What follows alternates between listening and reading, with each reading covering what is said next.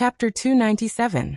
It was a place where 9 underground energy veins converged, forming a huge spirit cave, measuring several acres in circumference and reaching 10,000 miles underground. Dense spiritual energy surged up and gathered by a 9 firmament true immortal essence concentration grand formation. The spiritual energy of heaven and earth was purified and compressed. Finally, it was transformed by a silver pearl the size of a human head in the eye of the formation. From ordinary spiritual energy of heaven and earth to pure immortal spiritual energy. Wuxia carefully avoided all the restrictive spells along the way. There were a few times when he had to condense his body and use the innate earth element escape art to compress his body into the size of a strand of hair. Only then could he pass through the densely packed restrictive spells. When he arrived at the center of the 9-cloud true immortal energy gathering formation, Wuxia gave the surrounding formations a glance, then put away the silver pearl into the black dragon spirit ring without hesitation. In Scroll of Stealing, there were some higher-grade formations that could transform immortal energies, but these formations could only be constructed with some unique natural treasures. The name of this silver pearl was Energy Gathering and Immortal Ascension Ball.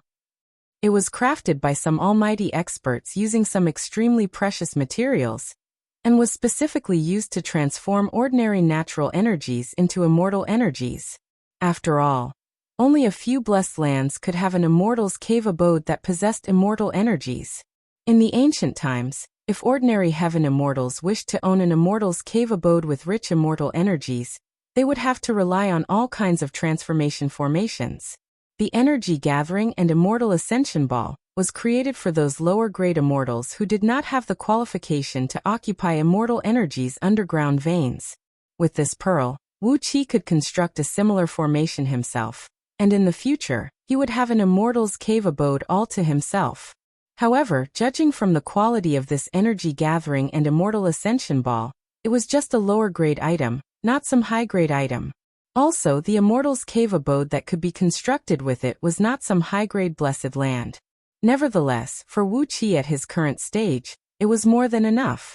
After taking away the core of the formation, Wuxia carefully traveled upward.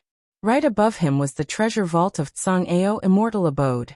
After all, it was an important place where treasures were stored.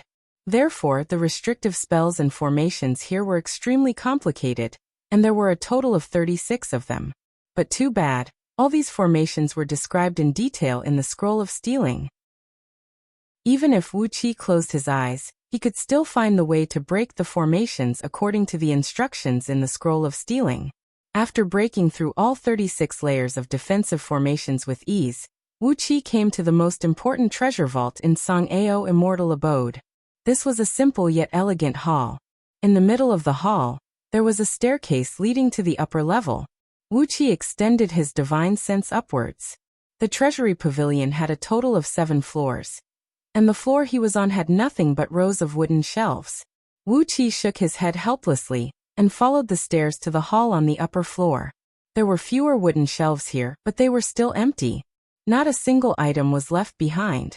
Climbing all the way up, Wuxia reached the highest level, the 7th level of the treasury.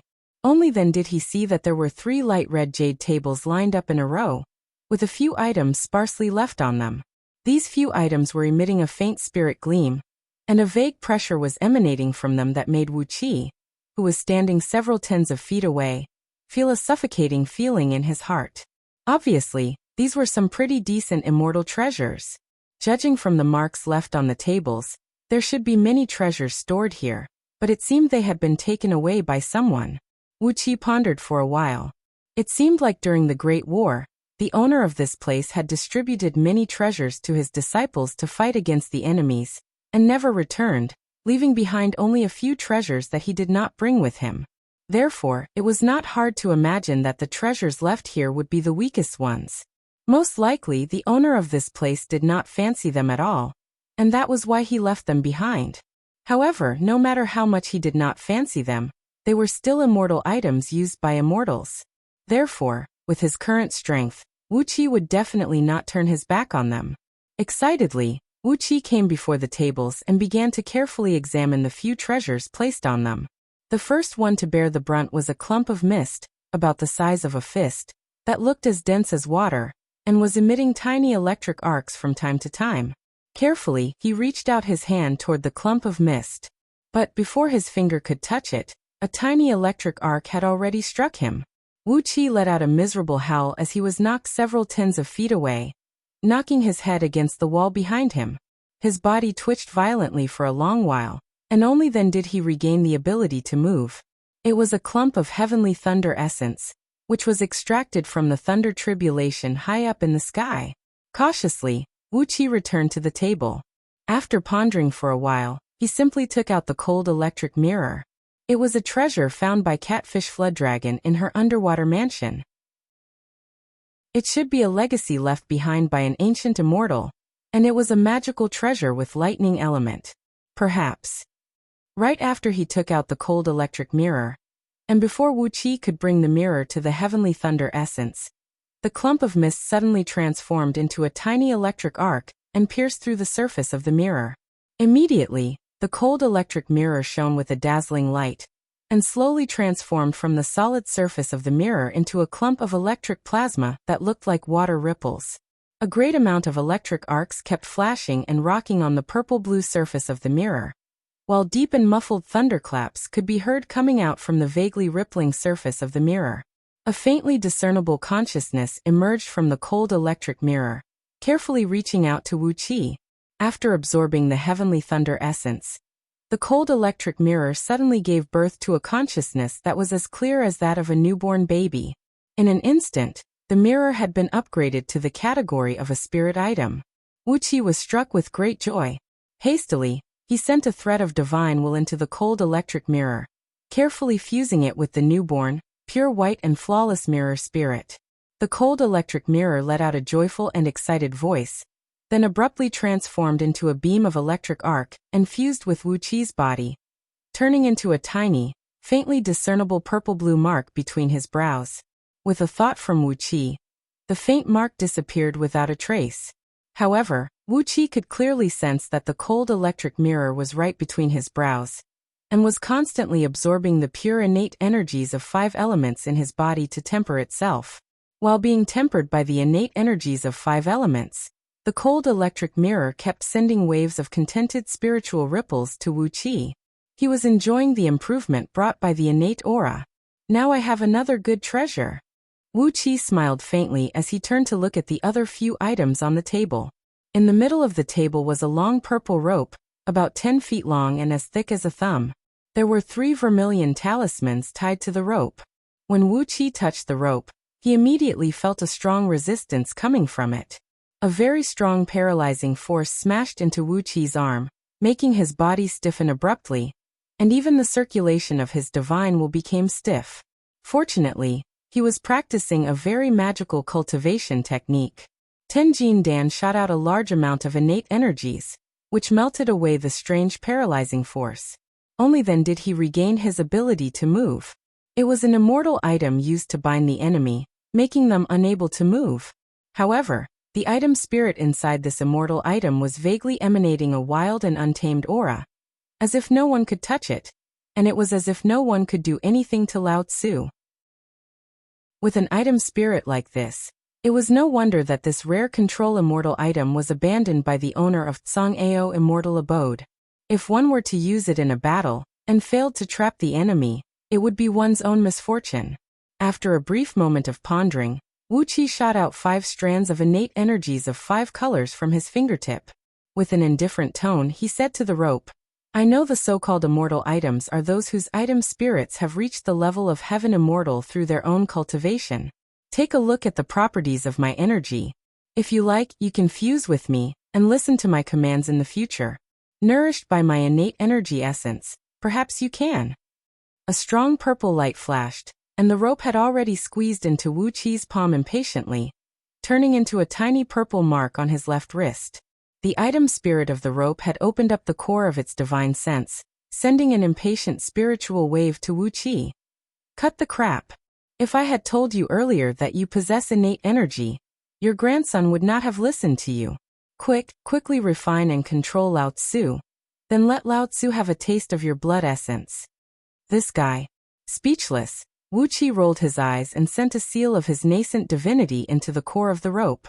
A great amount of information rushed into Wuqi's spiritual ocean and branded into his nascent divinity.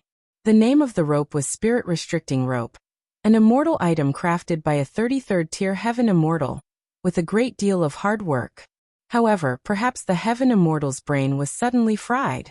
In order to increase the power of the Spirit Restricting Rope, when he was refining it, he used the Universal Blood Sacrifice Devil Summoning Technique to attract a devil soul with a strange power from the outer realm of demons and devils as the artifact spirit. As an immortal, how could he control an immortal item with a fiend soul who regarded immortals as his mortal enemy?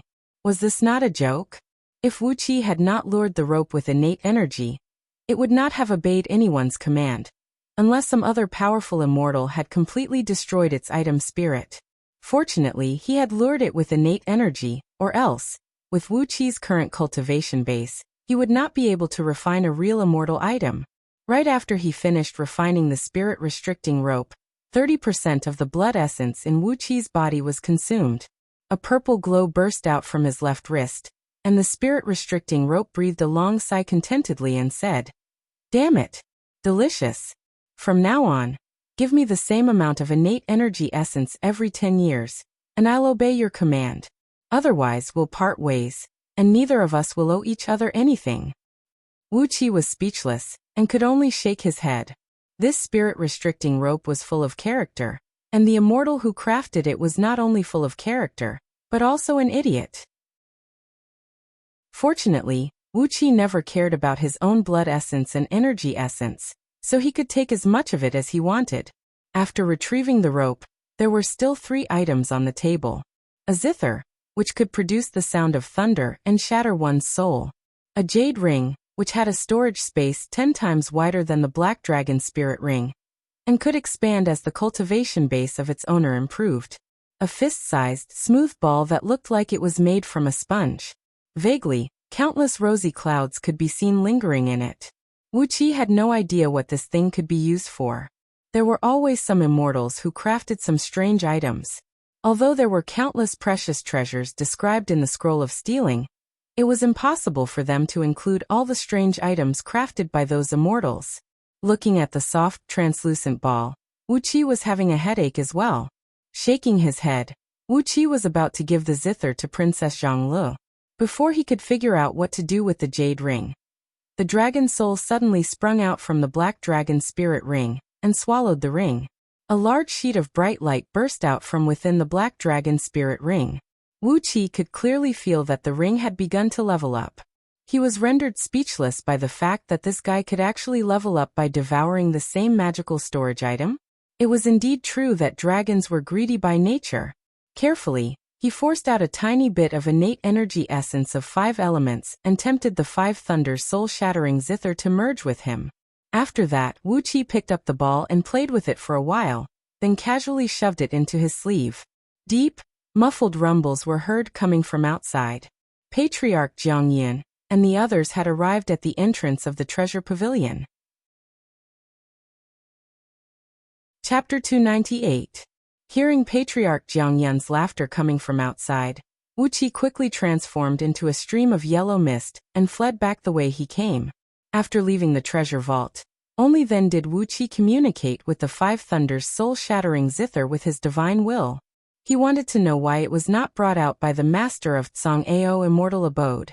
After contacting the item spirit of the 5 Thunders soul-shattering zither, Wuqi was rendered speechless.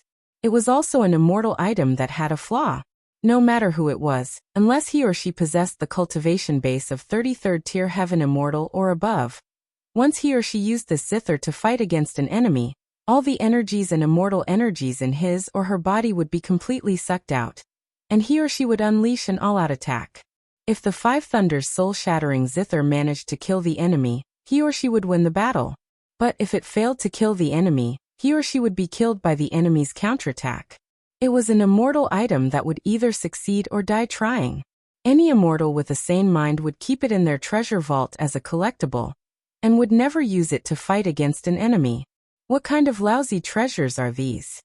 Wuqi had no other choice. The zither had attached itself to him, and it knew that he possessed innate energy essence. Therefore, he would not feel at ease if he gave it to someone else. Therefore, he could only give it to Princess Zhanglu and tell her not to use it when her cultivation base was not high enough. This was an item that could take his or her life. After randomly finding a small spirit cave to hide in, Wuxia hid under the ground, took out the smooth ball, and began to examine it carefully. There was no item spirit in the ball, so he could not understand its origin through communicating with it. It was light and weightless, and vaguely, there were countless clouds shrouding it. But it did not leak out any energy or aura. Wuxia really had no idea what it was. He exercised the mystic eyes of universe, but he could not find anything wrong with it. He sent his spiritual sense over, but within the range of his spiritual sense, there was nothing there. It felt like there was nothing there at all. Wuxia pondered for a while, bit his fingertip, and dripped 2 drops of blood on it. However, the ball still did not react. The 2 drops of blood slowly slid down the smooth surface of the ball, and there was nothing unusual. After a brief moment of pondering, Wuxia shook his head and pinched the ball into a round shape. As he was about to shove it into the black dragon spirit ring, the burping soul of the black dragon had already squeezed out from the ring. He looked at the ball and said in astonishment, "Oh, this thing! Who has the guts to steal a phoenix's unhatched egg and use its egg membrane to refine this kind of fire sac?" This is a fire sac used to store all kinds of natural and acquired spirit fires. Store all kinds of innate and acquired spirit fires? With a thought in his mind, Wuxia pressed the ball against his forehead. Immediately, an invisible suction force came over, and the weightless ball transformed into a stream of light and plunged into Wuxia's spiritual ocean. Accompanied by a melodious phoenix cry, a vague shadow of a golden phoenix wheeled once, then transformed into an exquisite, crystal-clear, phoenix-shaped palace lantern in Wuxia's spiritual ocean. The divine flame of order, which Wuxia had spent a great effort to restrain in Wuxia's spiritual ocean, was now dancing and dancing happily on top of the phoenix's upturned beak. The innate energies of 5 elements were tumbling and rocking rapidly in the 5 spirit objects manifested in Wuxia's spiritual ocean, unleashing a great amount of innate energies of 5 elements, which were absorbed by the phoenix-shaped palace lantern. Slowly, they transformed into an extremely pure innate spirit fire essence, slowly fusing with the divine flame of order. Nourished by this innate spirit fire essence, the divine flame of order was growing stronger at a speed that Wuxia could sense. Gradually, it merged with Wuxia's mind, and with every passing second, Wuxia's divine will was able to penetrate a little bit into the divine flame of order. Wuxia praised, "It is indeed a good treasure. I can't believe it can be used like this." The soul of the black dragon sneered and said, "Of course it is a good treasure. But thinking about its origin, if this thing is discovered by an almighty expert of the Phoenix clan, you will definitely have your corpse whipped 10,000 times. Every Phoenix fire sac represents a descendant of the Phoenix clan who had their life taken away. Hehe. This is going to be a big feud." Wuxia gave the black dragon's soul a cold glance, then casually threw out a tiny stream of divine flame of order. The black dragon's soul held miserably as it was burned by the flame. Hastily, it begged for mercy and squeezed back into the black dragon's spirit ring, not daring to mock Wuxia anymore. Smiling proudly, Wuxia lowered his voice and murmured, "Do you think I'm afraid of an almighty expert of the Phoenix clan?" Pursing his lips, Wuxia sneered in a low voice and said with a lack of confidence, "If I can't defeat him, can't I just run away?" Right at this moment, Lu Buwei's voice was heard coming from the ground a few feet above Wuqi's head. "A bunch of useless fools. It has been more than a month. Why haven't you found that little thief yet? Hurry up and find him, then tell young Master Zhao Ling that Wuxia must be killed. For all these years, I've never suffered such a great loss." Lu Buwei's voice was getting clearer. Obviously, he was walking towards them. Then Lu Buwei sneered and said, "Tell young Master Zhao Ling, if he can kill Wuxia, I'll marry Lure to him, and support him to build his own power in Great Zhao, suppressing all his brothers. If he can't do it, don't blame me for finding someone else to cooperate with." "So it's Lu Buwei? Is he still planning to kill me?" Wuxia was filled with anger, and as he was about to dash out and kill Lu Buwei at all costs, A bone-piercing cold ghost aura suddenly came coming from above his head. Lu Buwei had already activated the 5 ghosts technique and vanished without a trace. Only 4 subordinates of Lu Buwei were still kneeling on one knee, sending Lu Buwei off. Wu Qi cursed inwardly at how fast this old man ran. Without hesitation, he exercised an escape art and followed behind these 4 subordinates of Lu Buwei. 4 men rose to their feet and sprinted forward, bypassing several dozens of courtyards and pavilions in Song-Ao Immortal Abode, and finally came to the most remote courtyard in the northeast corner. There were a few exquisite pavilions in the courtyard.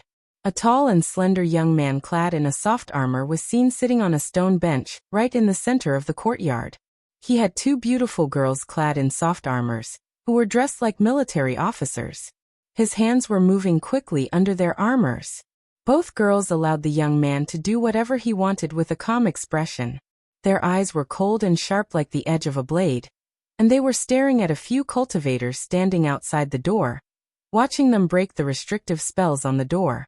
After a while, the young man pulled his hands out from under the girls' armors and said in a cold voice, "A bunch of useless fools. Why haven't you broken the restrictive spells after spending so much effort? Don't you claim to be the best masters of formation in Handan City? Why are you taking so long to open the door? It has been so many days, and what good stuff have you found for me in this immortal abode?" The few cultivators lowered their heads speechlessly. They kept performing incantation gestures, carefully breaking all kinds of restrictive spells outside the abode. For Wu Qi, these restrictive spells were like a no-man's land, but for these cultivators they were profound, abstruse, and difficult to break. After all, these restrictive spells were left behind by ancient immortals, and were not something that could be easily broken by mere masters of formation, who had not even reached mid-stage nascent soul realm. Even though 2 great apocalypses had passed, and even though the energy veins underneath this immortal abode had gone through a tremendous transformation, causing all the restrictive spells to gradually lose their energy source and their effectiveness to be greatly weakened, they were still not something that these nascent soul cultivators could break easily. On the contrary, existences with the overall strength of Patriarch Jiang Yun and the others were able to walk freely in this immortal abode. 4 of Lu Buwei's trusted subordinates strode into the courtyard and bowed to the young man. One of them said in a low voice, "Young master, Patriarch has said that if young master can find Wu Qi and kill him, he will marry Miss Luer to you." The young man, Zhao Ling, raised his brows and casually threw the 2 beautiful captains aside. He clapped his hands lightly and said with a smile, "Old Mr. Lu has finally spoken. Miss Luer is gifted with intelligence and a gentle character. Although she is not as decisive and murderous as Miss Xiaoxiao, she is a good match for me. Since old Mr. Lu has agreed to my request, naturally, I will try my best to find that Wu Qi."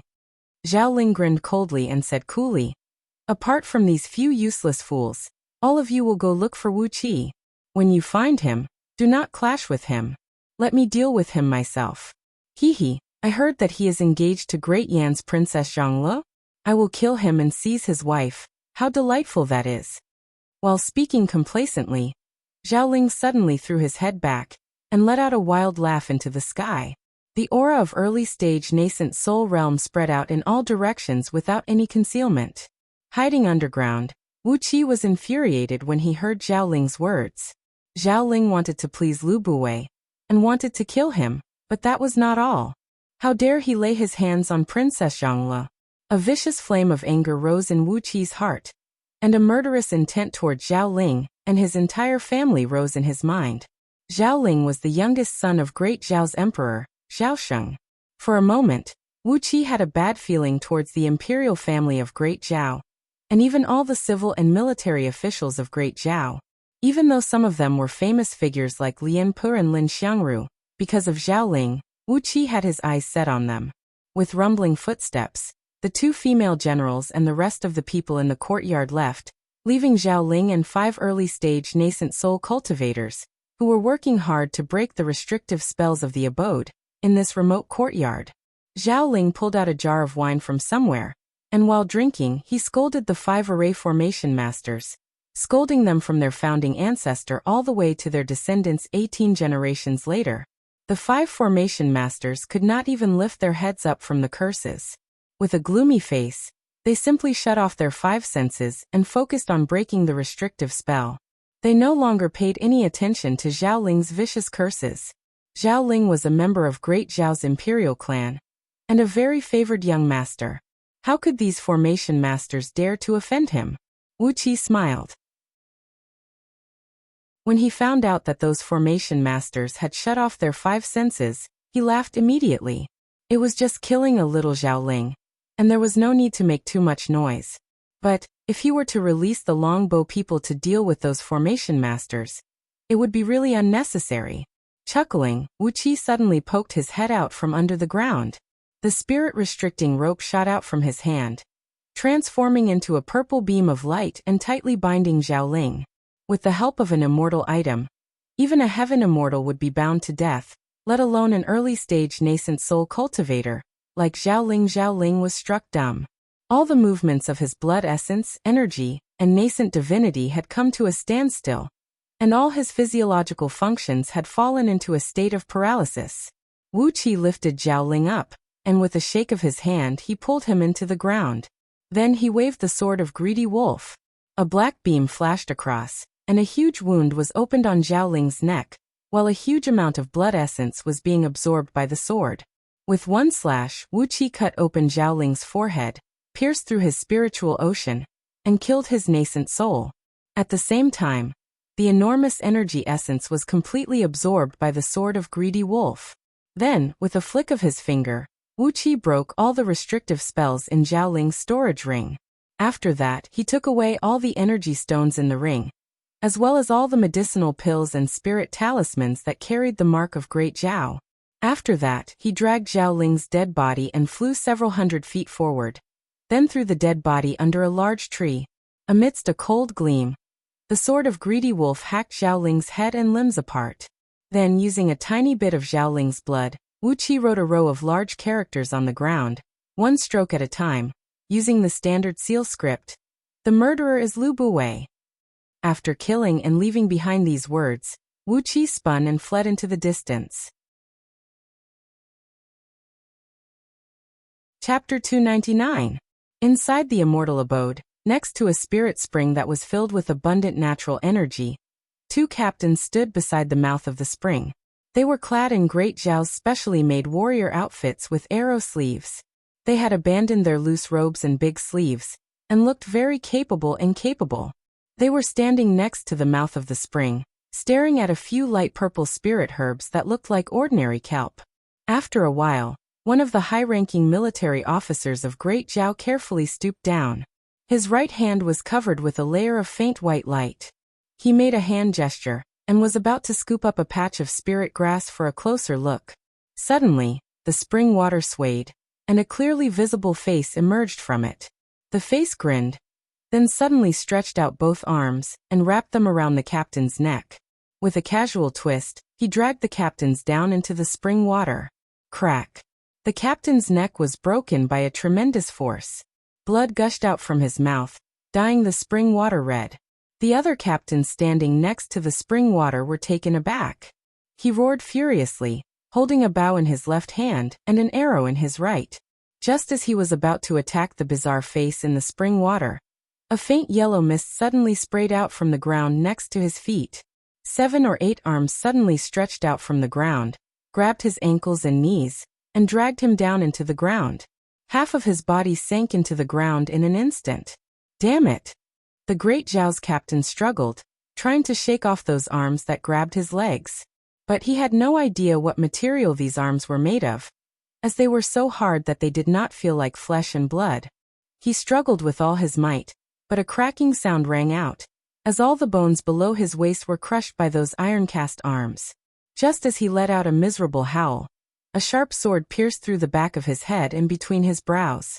His body turned stiff, and his nascent soul collapsed instantly. The water of the spring was rippling, and Wuqi's true form slowly emerged from it. Conveniently, he plucked the fruits growing on a few spirit herbs. Yellow mist sprayed out from all directions, as 18 celestial fiend puppets that looked exactly like Wuqi squeezed out from the ground. With pale red fiend flame flickering in their eyes, They opened their mouths and took a deep breath. Suddenly, the nascent souls of 2 great Zhao military officers disintegrated into countless tiny streams of energy, plunging into the bodies of these celestial fiend puppets. The demon soul orb in the puppet's body expanded slightly, and the rate at which it absorbed the spiritual qi of heaven and earth increased. With a pleased expression, Wuxia gave these celestial fiend puppets a look. With a slight sway of his body, these puppets transformed into half-transparent shadows and gradually fused into Wuxia's true form. After being nourished by the innate earth element energy essence and cultivating the celestial fiend battle the heaven script, the strength of these puppets was at least 2 times stronger than Wuxia himself. Therefore, it was a piece of cake for him to launch a sneak attack and kill a few nascent soul realm generals of Great Zhao with the help of the innate spirit escape technique.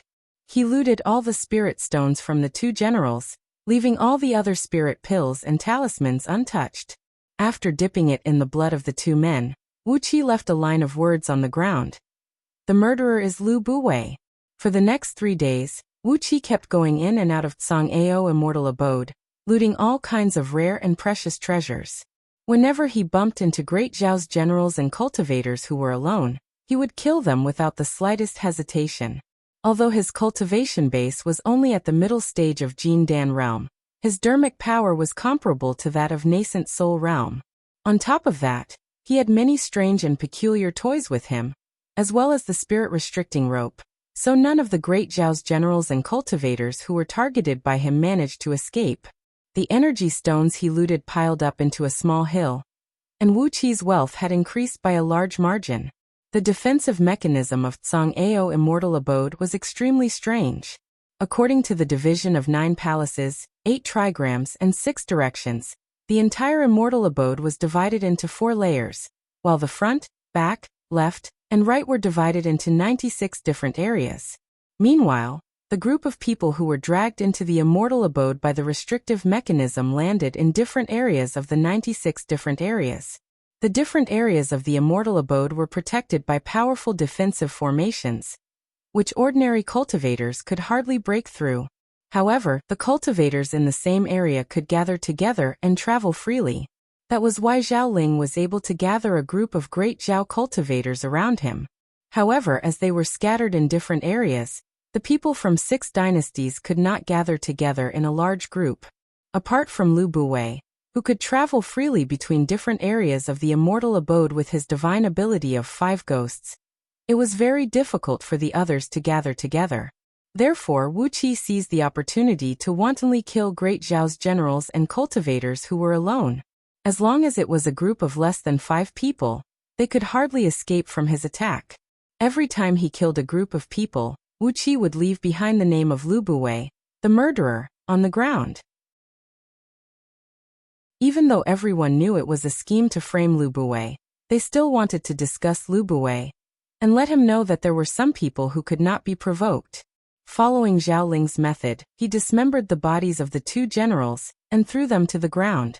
After that, Wuxia transformed into a stream of yellow mist and plunged back into the ground. Following the defensive formations in Tsang-Ao immortal abode, Wuxia traveled some distance underground. Once again, he released his divine will and sensed a Great Zhao's general, who was clad in a tight outfit with long sleeves and a soft armor. The general's aura faintly fused with the heaven and earth, and he had the cultivation base of early-stage nascent divinity realm. Behind him was a layer of mist drifting. Vaguely, mountains, rivers, and underground energy veins could be seen, and countless military camps were connected together. A murderous aura towered into the sky from the army, and the rumbling of drums and horns could be heard. Cautiously, Wuxia poked his head out from behind a rockery next to the general, and gave him a glance. According to the portrait Lu Chengfeng had prepared for Wuxia, this man should be one of the current pillars of Great Zhao's state, Zhao Kuo, a famous general who only knew how to talk on paper. At the moment, Zhao Kuo was carefully confronting a great golden python, which had a horn on its head and a pair of meaty claws under its abdomen. Behind the python was a flat land, measuring several miles in circumference. Countless red grasses, each about 1 foot tall, could be seen growing on the flat land, and thumb-sized berries could be seen growing on the tips of the grasses. Wuxia could recognize these berries, as they were also the snake blood berries, a rare and precious natural treasure. Snakes and pythons that had yet to transform into flood dragons loved to consume this poisonous snake blood berry, as it could stimulate their bloodline and temper their fleshly bodies, increasing the probability of them transforming into flood dragons. The snake blood berries ripened once every 100 years, and fell once every 100 years. They could not rot for even 100 years, and the poisonous miasma produced after they rotted would also last for 100 years before turning into dust. Unless it was a great snake or python with a profound cultivation base, any other living beings who consumed the snake blood berries would turn into a pile of white bones if they could not resist the deadly poison contained in the berries. Thousands of gigantic flood dragon skeletons were lying on the grassland that had a circumference of several miles. Half of the grassland was filled with pale white bones. There were countless snake blood berries growing on these dragon skeletons. The snake blood berries growing on the dragon skeletons were especially thick and lush. The blood-colored berries were the size of a human head, and emitted a magnificent red light that could shake one's soul. Zhao Kuo gripped the pair of steel spears tightly with both hands, staring at the great golden python in front of him, and cried out in a deep voice, "I am in need of a good mount. If you obey me, I'll swear an oath of life and death with you, and bring you away from this place. With your intelligence, don't tell me you still don't see it clearly? Just when those ancestors of yours had the hope of transforming into dragons, they were killed by the restrictive spells of the immortal abode. So what if you've cultivated painstakingly for 1,000,000 years? Didn't you still get killed by the restrictive spells after that?" The great python let out a long hissing sound. His tongue was different from that of ordinary snakes, as it no longer had a fork in the front, but had turned into a perfectly round structure like a human tongue. The serpent hissed in a low voice, "Even if we are killed by the seal, we have to protect the bones of our ancestors. Goldhorn will never leave this place, never. You human cultivators, our ancestors told us that human cultivators are the most cunning and cannot be trusted." The great python, who called himself Goldhorn, opened his mouth and sprayed out a ball of crimson flame. "Get lost or die." Grinning coldly, Zhao Kuo spun the spears with both hands, making them look like two black whirlwinds that were spinning rapidly. As the invisible whirlwinds swirled around Zhao Kuo, he cried out in a low voice, "Then I'll beat you until you are convinced. You are destined to be my mount." Wielding the spears, Zhao Kuo shot out two black thunderbolts from his palms, which pounced towards Goldhorn like two black dragons. Not to be outdone, Goldhorn held his head high and sprayed out two crimson flame beams, which twisted and turned in the air like sword beams and tangled with Zhao Kuo's two steel spears. Although Zhao Kuo's steel spears were low-grade magical treasures, they were forged with the essence of 5 metals. On the other hand, the flame beams sprayed out by Goldhorn were extremely hot, and contained some strange poison. After fighting with the flame for a while, the black steel spears were gradually burned to a crimson color. Zhao Kuo's face turned unsightly. He had already stepped into the nascent divinity realm, and although the two steel spears were not his best weapons, they were still low-grade magical treasures. Yet he was actually forced into such a state by a demon python who had just formed his nascent soul? Goldhorn's innate talent was too bizarre, and it was really difficult to deal with. Just when Zhao Kuo was thinking about how to capture Jin Jiao, another great silver serpent suddenly darted out from the ground nearby. This silver serpent was about the same size as Jin Jiao, about 100 feet long. It opened its mouth and shot out 2 beams of cold light. Goldhorn kicked backward with his legs, and the cold beams from the silver python smashed heavily onto Zhao Kuo's steel spears. A bitter cold air spread out, and the spears, which had just been heated by the high temperature, were now frozen by the cold air. Countless cracks appeared on the spears, and they fell to the ground with cracking noises. Zhao Kuo laughed out loud, clapped his hands, and said, "Since I have one, I'll give you one. 2 great pythons, and one of them can be given to my father. It's the best." Although the 2 steel spears were destroyed, Zhao Kuo's face did not even twitch. Obviously, he had just carelessly refined the spears with a tiny bit of his blood essence, and did not even leave a tiny bit of his prime nascent divinity in them. After praising the 2 great pythons who were baring their fangs and brandishing their claws, Zhao Kuo ran his fingers across his storage ring and pulled out a handful of silver metal balls.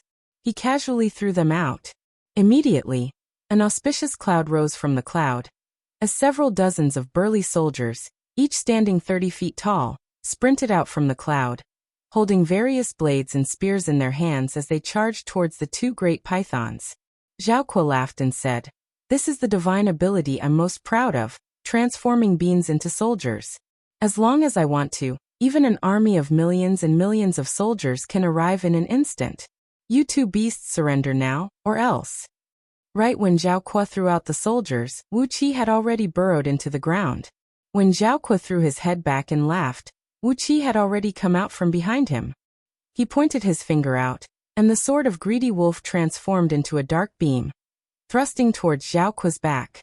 Then he waved his left hand and unleashed the spirit-restricting rope, which transformed into a blinding purple beam, and shot toward Zhao Kuo. While laughing complacently, Zhao Kuo suddenly felt a cold breeze coming from his back. It made his hair stand on end, and without hesitation he cried out, "Stop, Kuo! I surrender!" The spirit-restricting rope coiled around Zhao Kuo, completely restraining his innate energy, blood essence, and the movement of his soul. Wuxia halted the sword of Greedy Wolf, walked slowly before Zhao Kuo, reached out his hand and patted on Zhao Kuo's face. "Zhao Kuo, you're just an armchair strategist. Should I kill you or not?" Chapter 300. While they were capturing Zhao Kuo alive with the power of their immortal items, the two golden and silver pythons were still fighting with dozens of metal soldiers. The golden pythons were good at spitting flames to attack their enemies, while the silver pythons were good at spitting cold beams. The whole sky was filled with cold beams and flames, which made the soldiers summoned by Zhao Kuo produce clanging noises. From time to time, some soldiers were pierced by the cold beams, which made their bodies stiffen and explode into silver sparks. The two serpents were having a great time fighting these soldiers, and the golden serpent cried out happily, "Silverhorn, kill these iron lumps and capture that human cultivator alive. Let's have a nice warm meal." Our ancestors said that human beings are the most delicious food in the world. We have been living for over 10,000 years, but we have never tasted the taste of a human being. The silver python cried out joyfully as well. "Good. Let's kill them quickly, capture that human cultivator alive and eat him. How dare he say he can subdue us with that tiny body of his? Our ancestors said that our bloodline is noble, and we possess great divine abilities. We will never submit to anyone who is not an immortal." The two great pythons, Goldhorn and Silverhorn, were busy fighting each other, and did not see that Zhao Kuo had fallen into Wuqi's hands. Wuqi shook his head. The spirit-breeding ring on his finger emitted a beam of white light, from which came 1,000 longbow men, each standing 1,000 feet tall, roaring and rushing towards Goldhorn and Silverhorn. Quickly, they formed into the Heavenly 100 Spirit Warring Formation. A vast white mist rolled up from the ground, and enveloped the entire flat ground. A series of loud clanking noises rang out as the dozens of soldiers summoned by Zhao Kuo were torn to pieces by the longbow men. After that, the miserable howls of the two great pythons could be heard coming from the white mist. Goldhorn roared, "How much delicious meat do you have?" Then came Silverhorn's shrill howl, "So much delicious meat, but why is it so disgusting?" Not long after, the two pythons howled miserably at the same time. "Help, stop fighting. My life is going to be lost because of you. What are you trying to do?" Abruptly, the white mist dissipated, and Long Yuan and another longbow man, who was the biggest among them, walked out, dragging two giant pythons in their hands. Long Yuan and the others swung the two giant pythons, which were over 100 feet long, around their fingertips, like children playing with earthworms. The two boas were badly shaken, dizzy, and had their eyes blurred. Their bones let out a creaking noise, and they screamed and screamed, as shrill as their voices could be. Wuqi looked back and shook his head. "Long Yuan, be careful. Although they are more than 10,000 years old, they look like children who haven't grown up yet. Be careful, don't really hurt them." Upon hearing Wuqi's words, Long Yuan and the other longbow man loosened their grip. The two great pythons raised their heads, staring at Wuqi with tears in their eyes. There was an indescribable emotion in their eyes. Grinning coldly, Wuxia turned to the two great pythons and said, I don't want you to be my mounts. Be my pets, and I'll bring you out of this damn place. I'll also bring your ancestors' bones out, and I'll find a place with good feng shui to bury them. Be obedient, and you'll be rewarded in the future. Otherwise, I'll make you one of the ingredients of the three whips soup and stew you. The two great pythons looked at each other pitifully. Then Silverhorn asked carefully, May I ask, what is the three whips soup? Impatiently, Wuxia explained the specific meaning of the three whips soup. After that, both great pythons cried out together, We surrender! We surrender! Senior immortal, Master, we surrender! Obediently, both great pythons opened up their nascent souls, and even forced out a thread of their prime blood essence. Without hesitation, Wuxia cast a restrictive spell in Goldhorn and Silverhorn's nascent souls, using a restrictive spell found in the Scroll of Stealing, and subdued them. After that, Long Yuan and the others left Goldhorn and Silverhorn, and began to work diligently.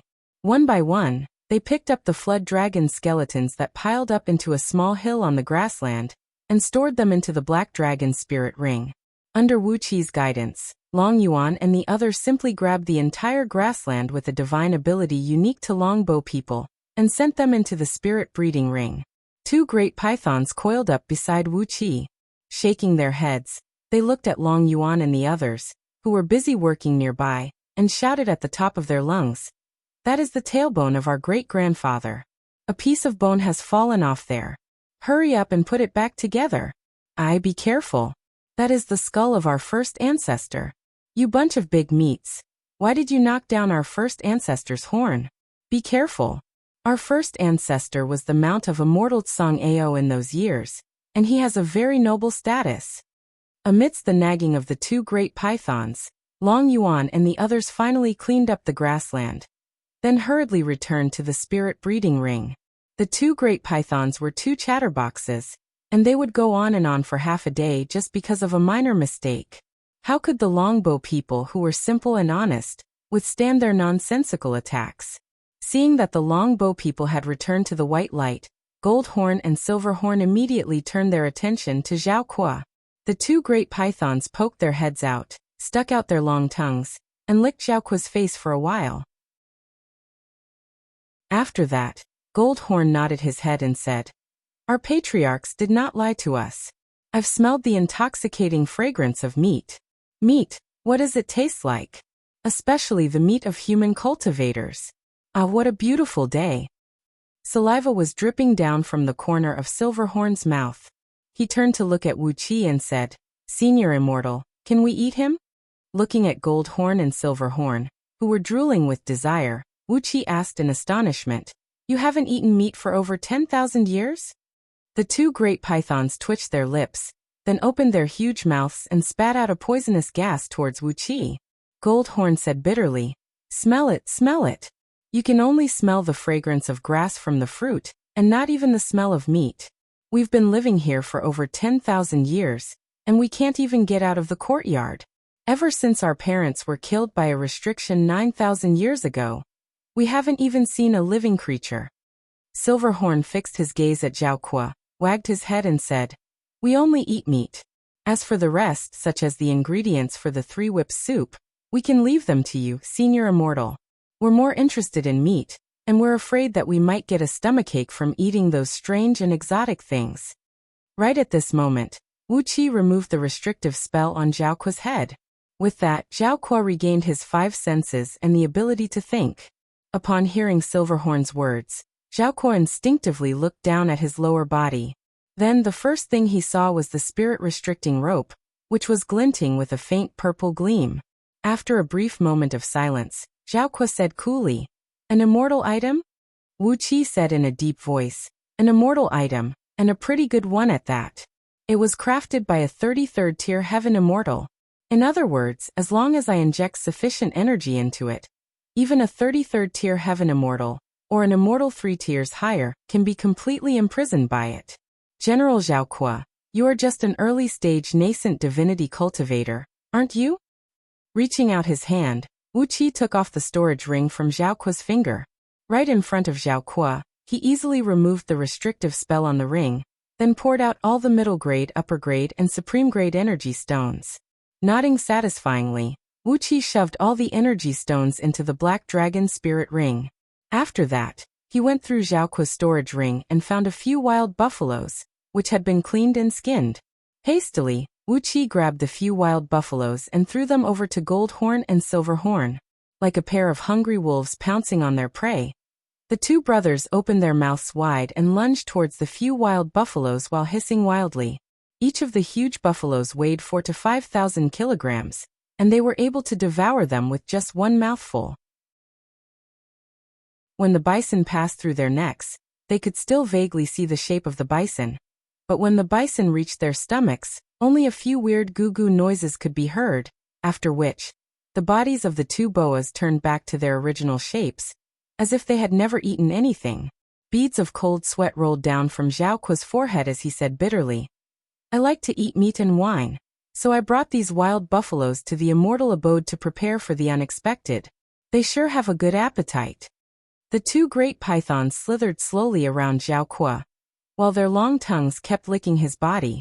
A great amount of saliva sprayed out from Gold Horn and Silver Horn's mouths as they fixed their eyes on Zhao Kuo, soaking his clothes and armor.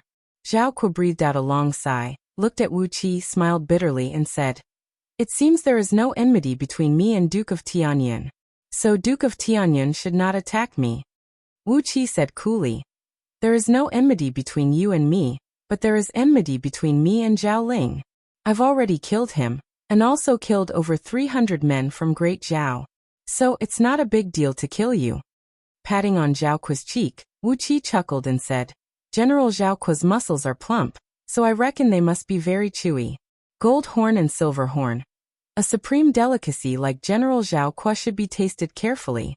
You should nibble on him carefully, and never swallow him, as that is a disrespect to the general." Gnawing, not swallowing.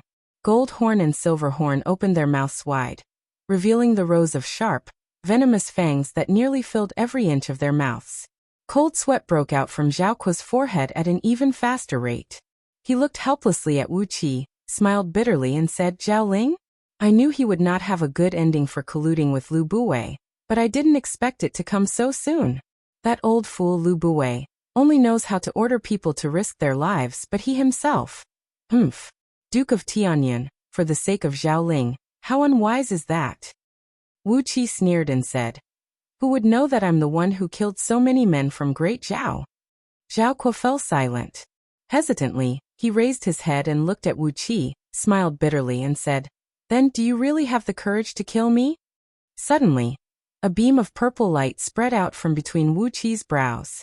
Soundlessly, the cold electric mirror shot out a thunderbolt and smashed viciously onto Zhao Kuo's forehead.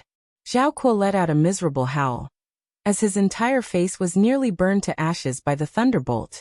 Indifferently, Wuxia said, "Who do you think you are? Why would I not dare to kill you?" Finally, the severe pain on his face faded away. Laughing bitterly, Zhao Kuo said, "Duke of Tianyan, what's the reason for sparing my life?" After a brief moment of pondering, Wuxia suddenly put on a very pleasant smile and said, "General Zhao Kuo, Wuxia feels like an old friend to you at first sight. I feel that you are a wise and mighty man, a graceful and elegant man, a man that is rarely seen in the world." Wuxia dared not to belittle himself, as he considered himself a hero that was rarely seen in the world. "Therefore, why don't we make an oath to the heaven, swear a blood oath, cut off a chicken's head and burn a yellow paper, and become sworn brothers of life and death? What do you think?" The sword of Greedy Wolf was thrust out amidst a dark beam, pressing firmly against Zhao Kuo's forehead. With a cold voice, Wuxia said, "Either you become my brother, and in the future, you and Wuxia can communicate through voice and aura, advancing and retreating together, or I'll destroy your nascent divinity and let you be slowly eaten away. Make your choice, I'll count to 3. Before Wuxia could start counting, Zhao Kuo had already burst into a loud laughter and said, "Just as I expected, Duke of Tianyan and I feel like an old friend to each other at first sight. Why don't we become sworn brothers? In the future, you and I will work in 2 different immortal sects, communicating through voice and aura, advancing and retreating together. Isn't that great? How difficult it is to find a bosom friend in life. How fortunate it is for me to meet brother Wuqi today. Wuqi laughed out loud. Patting on the chest of Zhao Kuo, who was over 2,000 years old, he said, "My good little brother." Zhao Kuo laughed out loud as well and said, "Zhao Kuo offers greetings, elder brother." Both men looked into each other's eyes and laughed out loud. However, there was not even the slightest hint of a smile in their eyes. Both of them looked exactly the same, their eyes cold as ice and sharp as blades. Chapter 301. An incense burner table, wine utensils, 3 sacrificial offerings, incense sticks, and candles. Zhao Kuo's storage ring was like a storehouse of a grocery store. Wuqi found all sorts of things that he could not even imagine. In short, an almost perfect golden orchid oath of brotherhood ceremony was successfully completed. Apart from the heavens, there were also 2 great pythons, who were drooling and staring at the 2 muscles on Zhao Kuo's buttocks without blinking their eyes. Although it was a ceremony of swearing brotherhood, the oath made by the 2 brothers was very different. Wuqi's oath was very simple. He swore to the heavens that as long as Zhao Kuo remained loyal to his brother, Wuqi would not take the initiative to harm or frame Zhao Kuo. And when Zhao Kuo was in danger, Wuqi would do his best to rescue him. On the other hand, Zhao Kuo's oath was very complicated, so complicated that it was like a contract of selling his body. There were all sorts of unreasonable and tyrannical terms, which made Zhao Kuo want to cry, but no tears came out. As Wei Xiaoxiao had used a soul substitution puppet to escape the punishment of the oath, Wuqi made Zhao Kuo's prime nascent divinity oath change to the following. If Zhao Kuo betrays the oath, or does anything wrong to elder brother Wuqi, he will suffer the punishment of heavenly thunder for the rest of his life, year after year, day after day, month after month. As long as Zhao Kuo is still alive, the oath will never end. If Zhao Kuo possesses any magical item such as a soul substitution puppet, the oath will come into effect immediately, and the heavens will bear witness to Zhao Kuo's death. It was such a vicious oath. After swearing it, Zhao Kuo's eyes turned green as he stared at Wuqi. Gladly, Wuqi untied the spirit-restricting rope, hugged Zhao Kuo, who was half a head taller than Wuqi, and said, "Second brother, from now on I will take care of you. You can do whatever you want under the heaven." Without any hesitation, Wuqi patted Zhao Kuo on the shoulder, took out a heavenly wit fruit, and gave it to Zhao Kuo. "Eat this, this is a heavenly wit fruit. Not only will it improve your intellect, it can also improve your ability to comprehend the heavenly Tao by 3 to 10 times. Zhao Kuo's eyeballs nearly popped out from his eye sockets. He snatched the heavenly wit fruit and swallowed it whole. He immediately sat cross-legged on the ground and began to absorb the medicinal energy with all his might. A misty light spread out from Zhao Kuo's body, and a dazzling beam of light shot out from the center of his brows, reaching a distance of over 10 feet. Zhao Kuo's figure became blurry, as if he had merged with the world. 2 hours later, Zhao Kuo opened his eyes and slowly rose to his feet. He took a deep breath, cupped his fist and bowed deeply to Wuqi. "Zhao Kuo offers greetings, elder brother." Such a rare treasure of the heaven and earth, as expected, as expected. After racking his brain for a while, he still could not find a suitable word to describe the feeling. Shaking his head, he praised, "It is indeed marvelous. With this spirit fruit, Zhao Kuo will have a chance to become a heaven immortal. All this is thanks to elder brother." Wuqi shook his head disapprovingly. "You flatter me," he said coolly. "We are brothers, so let's not talk about this. In the future, we will be staying in White Cloud Immortal Sect and Tranquil Vimla Sect, and we will belong to 2 allied organizations. There will be many things that we need to do in the future." Zhao Kuo understood what Wuqi meant. He chuckled and said in a low voice, "If that old fool Lu Buwei comes again to scheme against you, elder brother, or if there is someone else who wants to deal with you, I guarantee you will receive the news in time. If there is someone here who wants to scheme against me, or my father, or my brothers, I hope elder brother can inform me in time." Wuqi nodded with a smile, lowered his voice and said, "That is reasonable. In the future, when we brothers work together, what can we not achieve?" After a brief moment of pondering, Wuqi said in a deep voice, "You have a few powerful crossbows in your ring. They seem to be Great Zhao's standard crossbows? Zhao Kuo took out a few huge crossbows that looked like flood dragons, and had powerful arms shaped like phoenix wings. He pointed at them and said with a smile, "Yes, these are the star-shattering crossbows used by the Imperial Guards of Great Zhao's Imperial Palace. They require bolts forged with supreme-grade energy stones, and are said to be able to shatter the stars once they are fired. That's why they have such a name. Although it is a bit exaggerated, it can still serve as a very strong deterrent to Earth immortals of nascent soul realm." Casually grabbing the few crossbows, Wuxia nodded and said, "All right, you can do whatever you want. I'll go look for some people to deal with." After bumping fists with Zhao Kuo, Wuxia shoved Gold Horn and Silver Horn into the spirit breeding ring, then transformed into a stream of yellow mist and plunged into the ground. Zhao Kuo's face twitched as he stared at the spot where Wuxia disappeared. He could not help but gasp in astonishment. "I can't believe he can travel freely in this immortal abode. No wonder I didn't find out how he sneakily attacked me from behind. How frightening. It will be worthwhile to become sworn brothers with a man like this, as my father will have a powerful helper. With the help of that spirit fruit, perhaps in less than 100 years, I will be able to." A cold gleam flashed in his eyes. Suddenly, a large number of soldiers emerged from the light screen behind Zhao Kuo's back. Inside the light screen, a towering murderous aura swept across the surroundings. Carrying the star-shattering crossbows donated by Zhao Kuo, Wuxia traveled quickly through the entire immortal abode.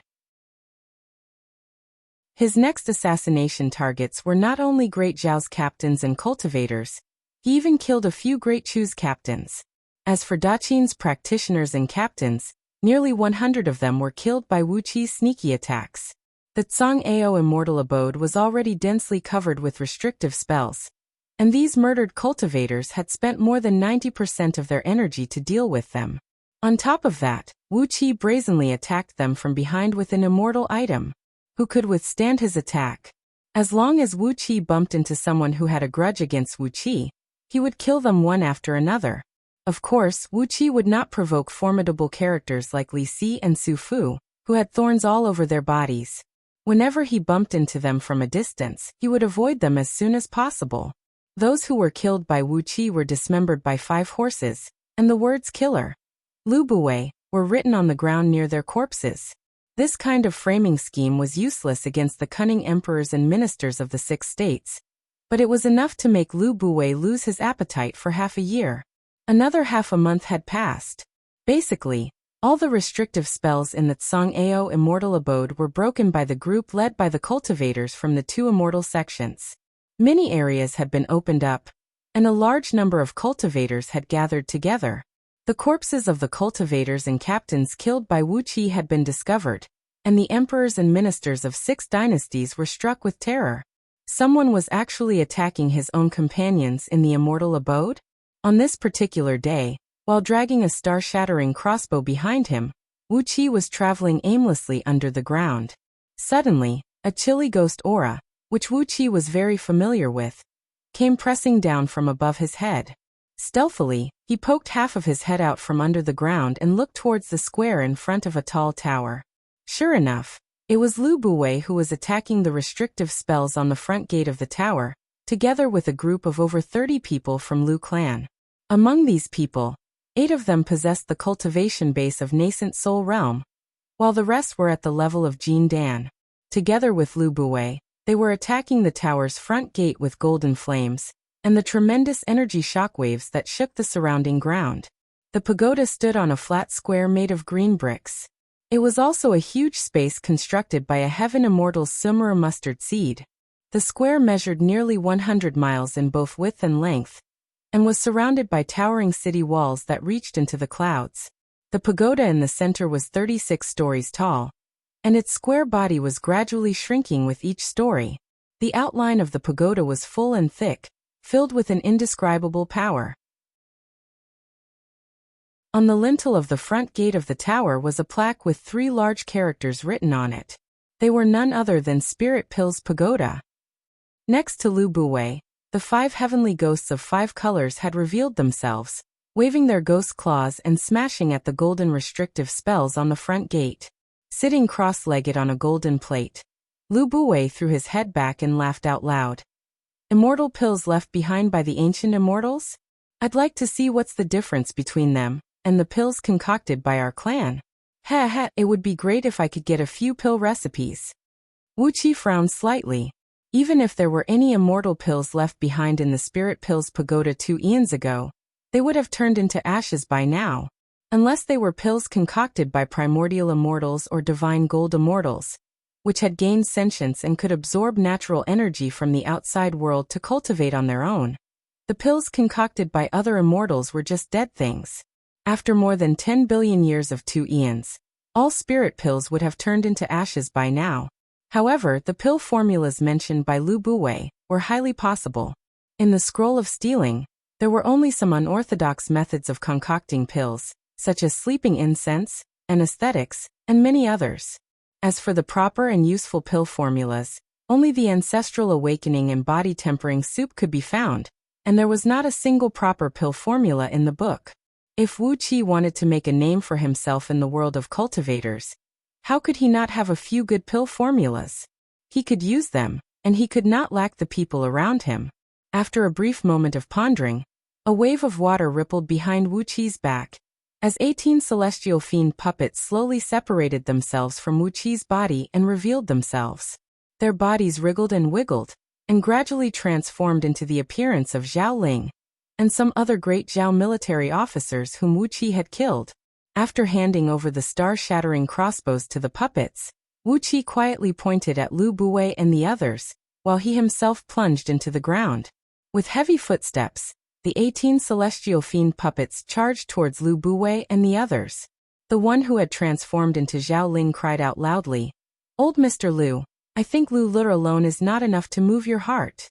7 star-shattering crossbows were fired.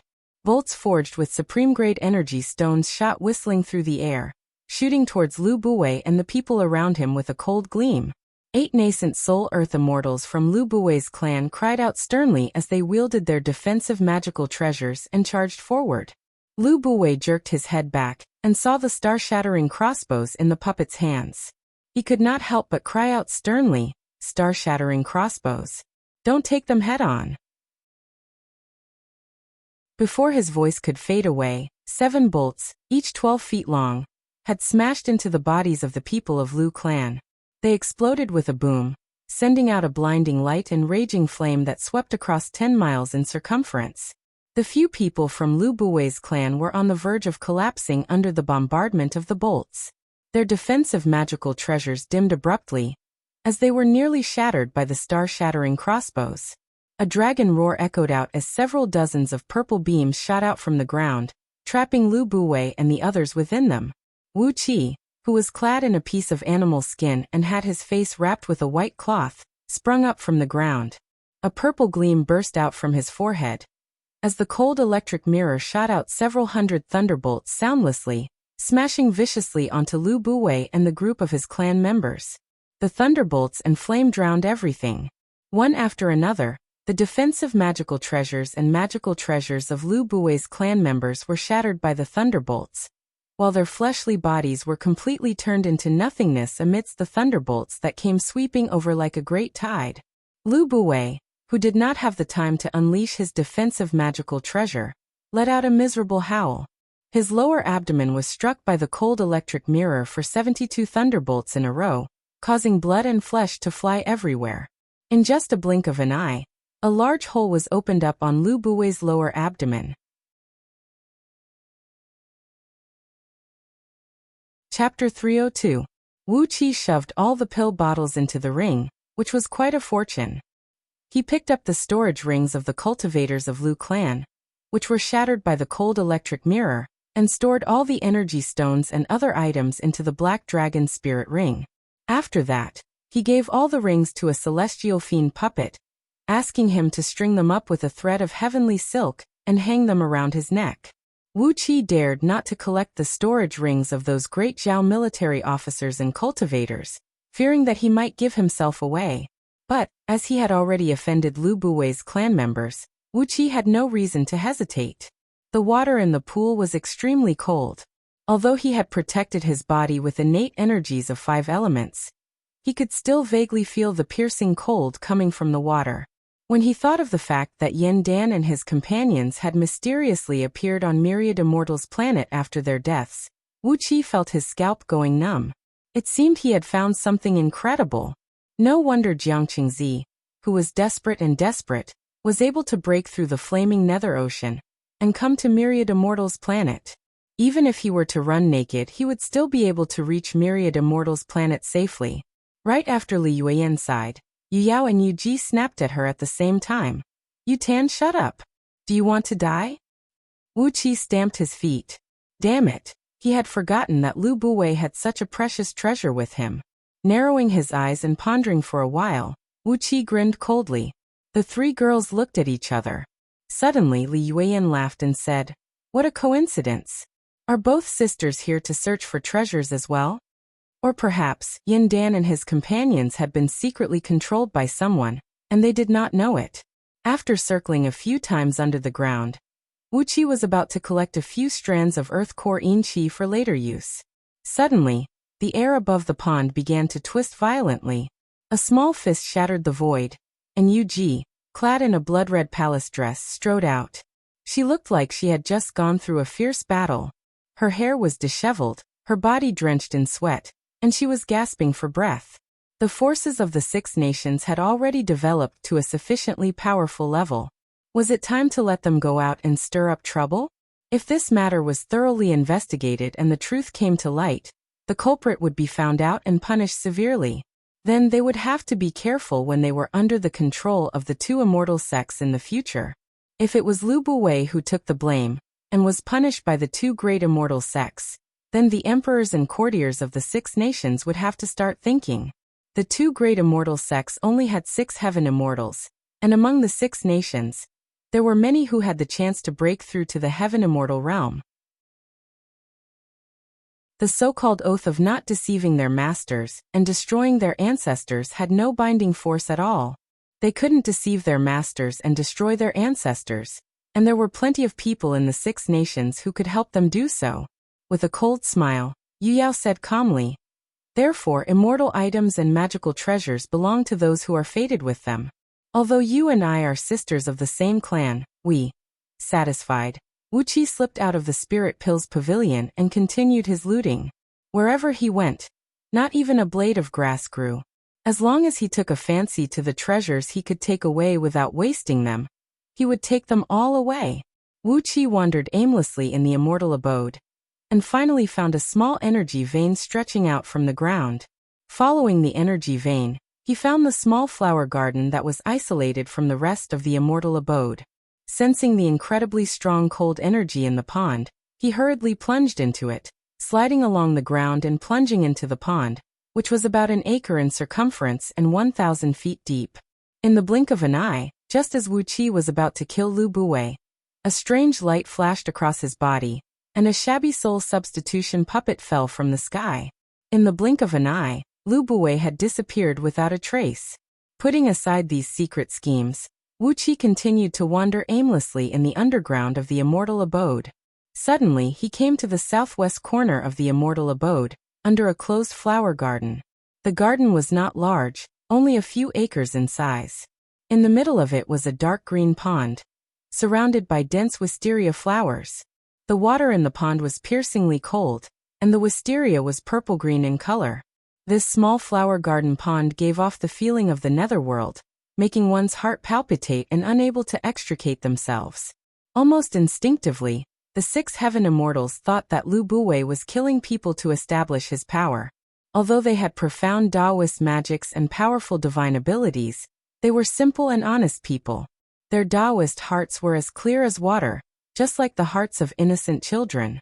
Therefore, when they saw the words left behind by Wu Qi, they immediately flew into a rage and ordered their disciples to summon Lu Buwei as soon as possible, to ask him why he had killed so many people. Yu Ji took 2 deep breaths and said in a low voice, "I don't know what kind of treasure there is here. I was chased here by a poisonous insect. That poisonous insect is so powerful. It's actually an extinct ancient flying scorpion. I don't know how it managed to survive until now, but its strength is really amazing. You don't have enough spiritual power to activate me." The message sent by the spirit restricting rope was very clear. As an immortal artifact, its power was indeed infinite. But a greater part of the power of an immortal artifact came from the person using it. The stronger the immortal power obtained, the more power the immortal artifact could exert. If a real heaven immortal used the spirit restricting rope, even if Lu Buwei used the soul puppet to block a fatal disaster, he would still be captured alive by the spirit restricting rope from thousands of miles away. An immortal artifact is very powerful, but it's not really as strong as an immortal. The spirit restricting rope replied faintly. The reason why an immortal artifact is called an immortal artifact is that, in addition to the fact that the artifact's spirit has cultivated itself to become a spirit immortal, only an immortal can make an immortal artifact unleash its full power. Now, it's good enough that you can unleash 1/10,000th of my power. At least, you can imprison all cultivators below the heaven immortal realm. Even a 36th tier heaven immortal will be imprisoned by me for a period of time if he is caught off guard. You should be content. Meanwhile, the emperors and ministers of the 6 states looked at each other without saying a word. They were all sly and cunning, like loaches smeared with oil. When they saw the line of words, they knew that Lu Buwei had been framed and made a scapegoat. But no one, including Yan Dan, said anything to defend Lu Buwei. They were happy to see this situation. Lu Buwei had become a stone to explore the way.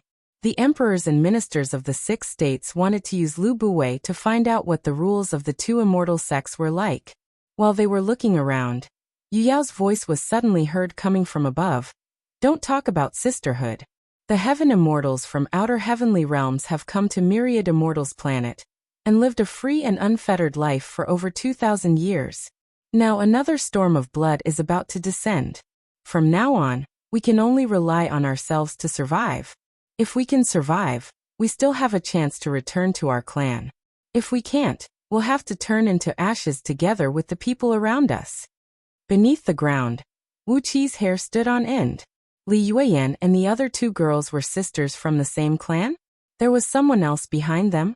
Even Jiangqing Zi and Han Xiao Immortal were controlled by someone when they intruded Myriad Immortals' planet?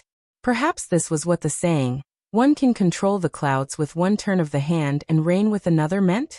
But, what was that person trying to do? What did he or she want to do?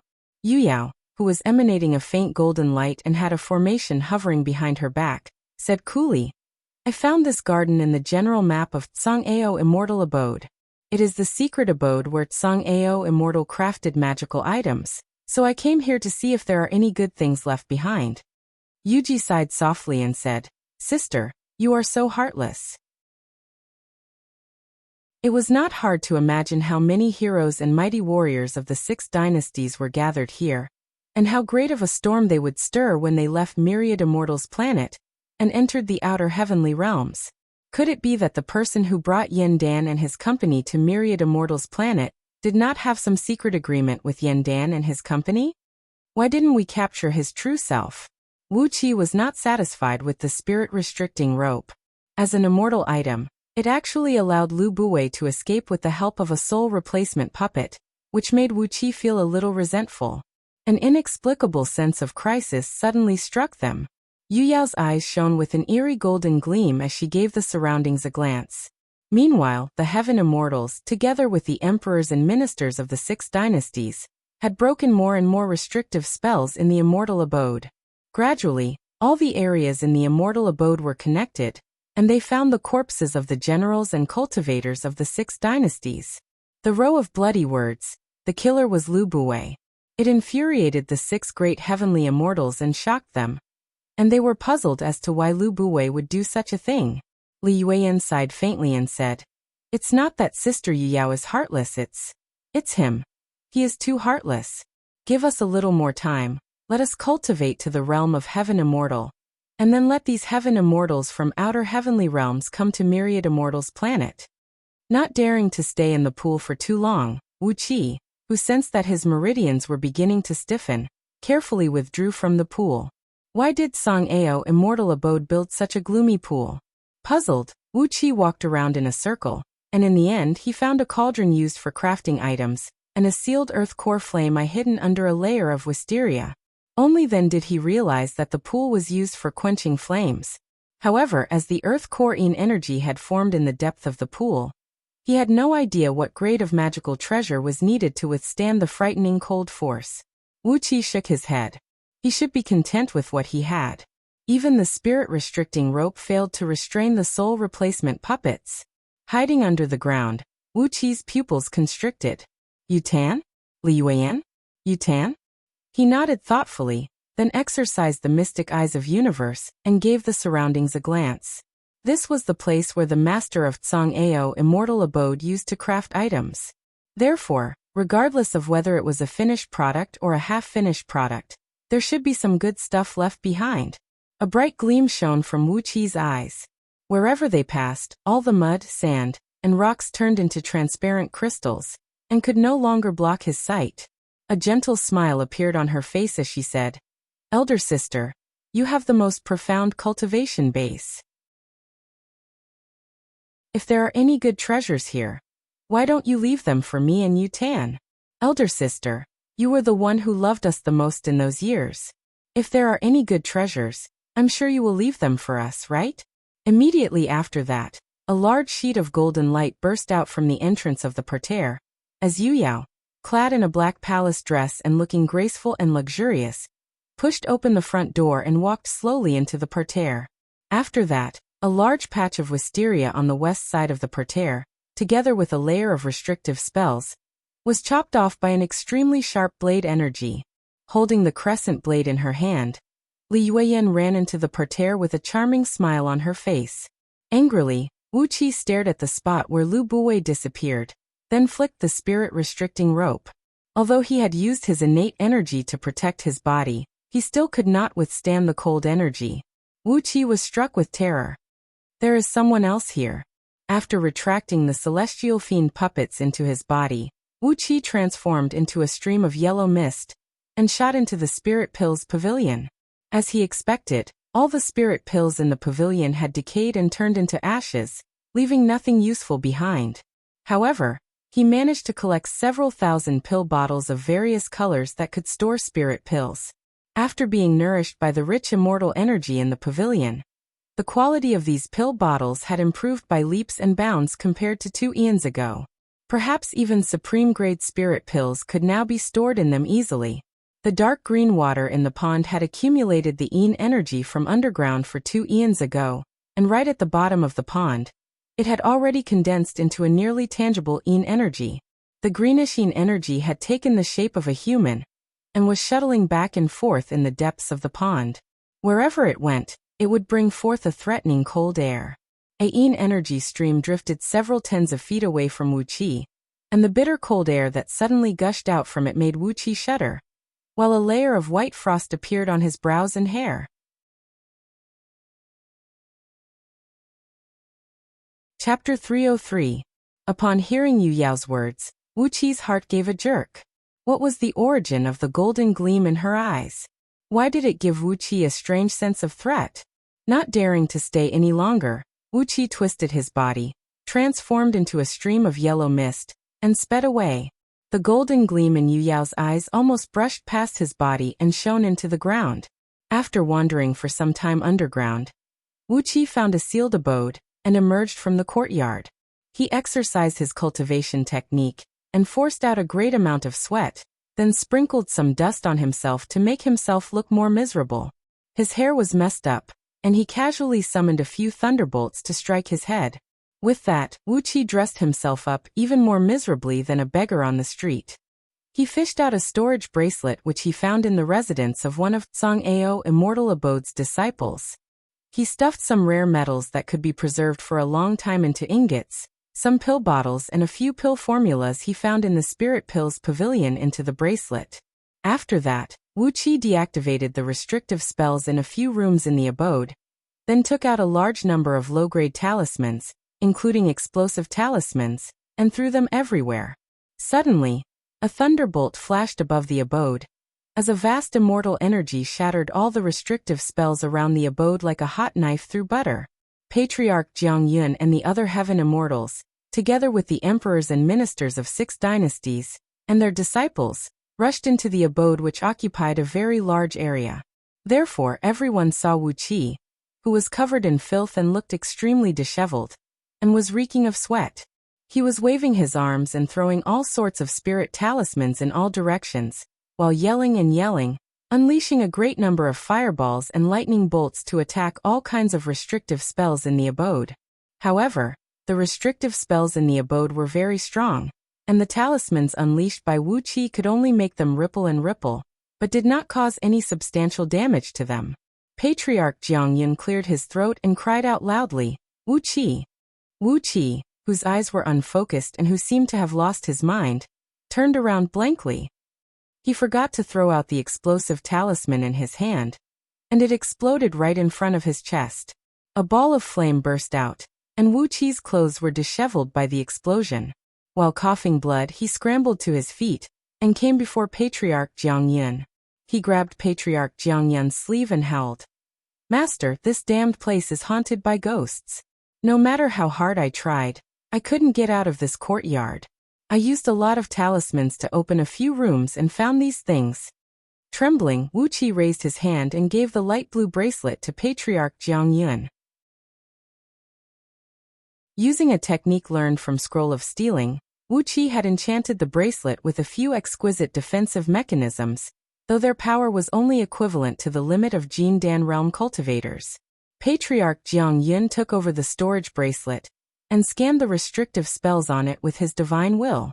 He could not help but exclaim in surprise, So this is a restrictive technique from the ancient times? Amazing! There are so many talented people hiding in this Song-Ao immortal abode. The restrictive spells on this little bracelet are already extremely profound. I have a deep understanding of them." He gave the bracelet to Bai Xia, Qing Wu, Qing Xian, and a few other heaven immortals, who all clicked their tongues and marveled at it. The restrictive techniques found in Scroll of Stealing were ancient and profound, and they were the products of a completely different system from the restrictive techniques that Patriarch Jiangyun and the others had come into contact with. But the few small restrictive spells that Wuxia had casually enchanted had greatly amazed Patriarch Jiangyun and the others, as they had learned a lot from them by analogy. In front of everyone, Patriarch Jiangyun casually sent a stream of immortal energy into the bracelet. The restrictive spells cast by Wuxia were very profound, but their power was not very strong. As soon as Patriarch Jiangyun's immortal energy rushed into them, they disintegrated instantly. Patriarch Jiangyun smiled at Wuxia and said, "This restrictive spell is very profound, and it is reasonable that you can't break it, Wuxia. Let's see what good stuff you have found in here." With a wave of his hand, a large number of items shot out from the bracelet. Rare metal ingots that piled up like a small hill were lying on the ground, glinting brilliantly, while nearly 100 pill bottles of very high quality were emitting a beautiful glow that could captivate one's soul. An astonishing amount of metal ingots, and nearly 100 pill bottles of amazing quality. But when Wuxia threw a few pill formulas into the bracelet after memorizing them, Patriarch Jiangyun's eyes suddenly lit up. He snatched the few pill formulas recorded on the leaves of the evergreen tree, and gave them a quick glance. Then he could not help but make some gestures with his right hand in the air. No one dared to make a sound, and they all looked at Patriarch Jiangyun cautiously. Qing Xian and the other old Taoists dared not to make any noise either. Patriarch Jiangyun was a top-notch grandmaster alchemist in Liyuan Galaxy, and if he could find a few good pill formulas in this place, it would bring great benefits to Tranquil Vimla sect. After pondering for a full 15 minutes, Patriarch Jiangyun breathed out a long sigh and said, "Marvelous and thought-provoking. There are 7 pill formulas here, and no matter it is the ingredients or the method of concocting, they are completely different from the current Tao of alchemy. TSK, although this Song-Ao immortal has an ordinary cultivation base, he must be the disciple of some mighty immortal, since he has such exquisite pill formulas." Taoist Qing Xian looked at Patriarch Jiangyun and asked, "How is the effect of these pills?" Patriarch Jiangyun looked at Taoist Qing Xian, smiled and said, "If we can successfully concoct 1 or 2 of these pills, we will have a few more heaven immortals under our sections. At that point of time, we will be considered as one of the few formidable immortal sects in Minor Heavenly Circle realm." Daoist Qing Xian and his brothers were struck with wild joy, while Bai Xia and Qing Wu could not help but smile, nodding their heads as they looked at Wu Qi. Patriarch Jiang Yun even personally helped Wu Qi to his feet, then gave Wu Qi a few bottles of healing spirit pills which he personally concocted. My good disciple, you have made a great contribution again this time. He, you are the most loyal disciple to your sect. Patriarch Jiang Yun gave the emperors and ministers of 6 dynasties a cold glance, breathed out a long sigh, and said, Well, I won't force you to hand over those spirit herbs and immortal herbs. That's all I have to say. Both White Cloud Immortal Sect and Tranquil Vimla Sect will build our foundation on Myriad Immortals planet, and all of you will be our outer sect disciples. When there is a heaven immortal among you, you can establish your own sect. When he said that, Patriarch Jiang Yun had a complicated expression on his face. The faces of Yen Dan and the other emperors and ministers of 6 dynasties were extremely unsightly as well. They exchanged a glance, then bowed deeply to Patriarch Jiang Yun and Daoist Qing Xian together, but none of them said a word. Wu Qi gave Patriarch Jiang Yun a bewildered look, then turned to look at Yen Dan and the others. He blinked his eyes and asked in a low voice, Master, what is going on? Patriarch Jiang Yun shook his head, and did not say anything. Daoist Qing Xian sighed, and did not say anything either. As for the other 4 heaven immortals, they kept their mouths shut, and none of them said a word. As if he sensed that the atmosphere was not right, Wu Qi sneaked into the crowd of Great Yan's ministers. He came next to Lu Qingfeng and whispered something to Lu Qingfeng. Cautiously, Lu Qingfeng glanced at the people around him, then transmitted his voice to Wu Qi, and explained what happened before they came to this abode. In the Tsang-Ao Immortal Abode, all the spirit herbs that could be harvested had been taken away by someone. The 6 heaven immortals brought their disciples, and opened up many regions of the immortal abode. But they did not find anything of value in those regions. Some of the spirit herbs and other valuable items were taken away by the disciples of the 2 immortal sections. These Taoists obediently took away their share, then offered the rest of the treasures to their sections. As for the emperors and ministers of 6 dynasties, the spirit herbs, and all sorts of rare items they offered were nearly zero. Yen Dan, Ying Zheng, and the others swore that they did not find any spirit herbs or treasures of great quality, and that was why they had nothing to offer to the 2 immortal sections. Meanwhile, the other ministers and generals of 6 dynasties also gave the same confession, saying that they did not find anything of value in the immortal abode. Unfortunately, in the immortal abode where these ministers and generals were staying, some of the rare spirit herbs in the flower beds and seedling gardens had long been harvested. According to the estimation of Patriarch Jiang Yun and the others, with so many spirit herbs in these gardens, even if they were evenly distributed to the emperors and ministers of the 6 dynasties who entered the immortal abode, they should still offer an astonishing amount of spirit herbs to their sections. But the emperors and ministers of 6 dynasties did not offer any treasures to their sections. Wu Qi shook his head silently, wearing a bitter expression. But in his heart, he was overjoyed. The blame was firmly placed on these people. Who would believe that it was he, Wu Qi, who had harvested so many spirit herbs in advance? Just a moment ago, when he was trapped in this abode and could not leave, there was no way that he, Wu Qi, was the one who harvested those spirit herbs. Be it Patriarch Jiang Yun, the other heaven immortals, or even all the people present, they would only suspect that it was a power from a certain dynasty or a few dynasties who had secretly harvested a great number of spirit herbs in advance, consuming them in secret, or doing some other shady business. They would never think that it was Wu Qi who did all this. These spirit herbs left behind from 2 great apocalypses were rare treasures even in Myriad Immortals planet, and now, they had all become Wu Qi's private collection. Seeing Wu Qi and Lu Qingfeng whispering to each other, Patriarch Jiang Yun shook his head again. He exchanged a glance with the few heaven immortals, then reiterated, Well, this matter ends here. In the future, all of you will be the outer sect disciples of White Cloud Immortal Sect and Tranquil Vimla Sect. Once you have achieved a certain level of development, you can establish your own sections. In the future, if all of you prosper, don't forget this incense stick of love. The emperors and ministers of 6 dynasties exchanged a glance. Since Patriarch Jiang Yin had made his words so clear, they bowed deeply once again, and still did not say a word. Wuqi rejoiced once again. If not for the fact that Patriarch Jiang Yun and the other immortals from the Righteous League were too embarrassed to offend them, and if it were Zhenmu Sovereign and the other immortals, perhaps they would have long killed Yin Dan and the others, robbing all their storage rings. Patriarch Jiang Yun and the others were immortals from the Righteous Tao, and they would never do something so cruel and shameless. Therefore, they did not resort to extreme measures against Yin Dan and his companions. But these 6 old immortals were not stupid. They suspected that the emperors and ministers of 6 dynasties had embezzled a great amount of spirit herbs. Even though they could not use violence to force them to hand over the spirit herbs, they would never treat the people of 6 dynasties sincerely again. Outer sect disciples were just disciples who only had a title, and were left to fend for themselves in the future. As for Wu Qi, he had contributed a great deal in a row, and had even contributed a great amount of rare metals, pill bottles and pill formulas. Obviously, his status in White Cloud Immortal Sect was now equal to that of a core disciple like Jiang Qingzi.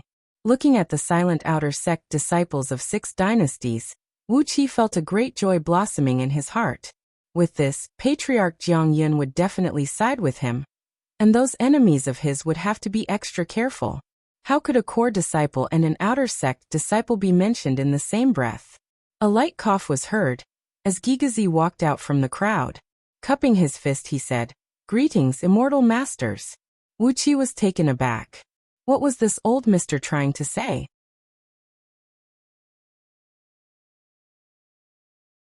Chapter 304. Fortunately, Patriarch Jiang Yin and the others were not interested in listening to what Gigazi had to say.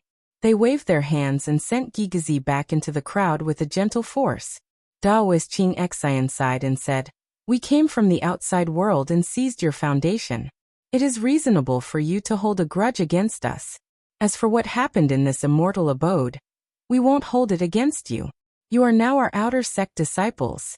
From now on, you better behave yourselves. Jiang Yin, you're leaving now." Patriarch Jiang Yin nodded, spun, and left the immortal abode with a few heaven immortals, together with many disciples who did not have much harvest. After the trip to Tsang-Ao immortal abode, as he was greatly disappointed with these cheap disciples of the emperors and ministers of the 6 dynasties, Patriarch Jiang Yin let go of the case of Lu Buwei's murderer, and did not investigate further. The people of the 6 dynasties were very interested in the person who framed Lu Buwei's murderer. But that was not enough to put the blame on Wu Qi. No one could have thought that the person who framed Lu Buwei's murderer was actually Wu Qi, who was only at the Jin Dan realm. In the blink of an eye, White Cloud Immortal Sect and Tranquil Vimla Sect had established their own immortal abodes on Myriad Immortals planet for over 3 years. During this time, Wu Qi had carefully stored all the various spirit herbs he found in the immortal abode with restrictive spells. As for the extremely precious heavenly wit fruit, he had only secretly fed one to Princess Zhonglu and Lu Qingfeng, allowing both of them to have their intelligence greatly improved, and their ability to merge with the heavenly Tao by a few times. Apart from these 2 heavenly wit fruits, he carefully stored all the other imperial advisors, not daring to waste any of them. During this time, Patriarch Jiang Yin had successfully concocted a cauldron of immortal pills, the thunder-calming Dipper realm, according to the pill formula provided by Wu Qi. With 12 immortal pills in one cauldron, 12 disciples from White Cloud Immortal Sect and Tranquil Vimla Sect, who had been stuck at peak stage nascent Dipper realm for nearly 10,000 years, and dared not to transcend their thunder tribulations, had successfully transcended their tribulation. With the addition of 6 heaven immortals, both immortal sects had a great momentum. 2 great immortal sects and 18 heavenly immortals. This made the 2 great immortal sects ranked within the top 10 in the entire minor heavenly circle realm. However, under Patriarch Jiang Yun's suggestion, the 12 newly promoted heaven immortals were not exposed to the public. In these 3 years, Wu Qi wholeheartedly cultivated in seclusion, throwing all the miscellaneous affairs to the people around him to handle. With Lu Qingfeng taking care of the affairs in Meng Mountains, Lu Ziyuan taking care of the affairs in Star Picking City, and Hai Yuntian taking care of the sales of the rare products in Star Picking Pavilion, Wuqi's wealth was increasing at an incredible rate, and the power under him had also achieved some success. Every now and then, Wuqi would head to White Cloud Planet through the Grand Universal Teleportation Formation, and spend some time with Princess Zhonglu, who was cultivating on Spirit Cloud Peak. During these 3 years, Wuqi had solidified his foundation, but his cultivation base did not improve by much. On the other hand, for some unknown reason, Princess Zhongli's cultivation base had improved by leaps and bounds, breaking through from the peak of Golden Dan Realm to Nascent Soul Realm in one fell swoop. With such an incredible cultivation speed and outstanding talent, Princess Zhonglu had gained the special favor of Bai Xia and Qing Wu, 2 great heaven immortals, and had become a core disciple of White Cloud Immortal Sect who played an important role. During these 3 years, Wuqi had lived a very comfortable and carefree life. Because he had White Cloud Immortal Sect as his backer, Lu Buwei and the others had temporarily stopped scheming against him. Before they gained sufficient overall strength, no one dared to touch even a single hair on Wuqi's head. Therefore his days were extremely carefree. On this very day, Wuqi and Princess Zhonglu were hunting a few fierce tigers at a stream near the back mountain of Spirit Cloud Peak. While they were feeding Gold Horn and Silver Horn, a sword beam descended from the sky and hovered before Wuqi.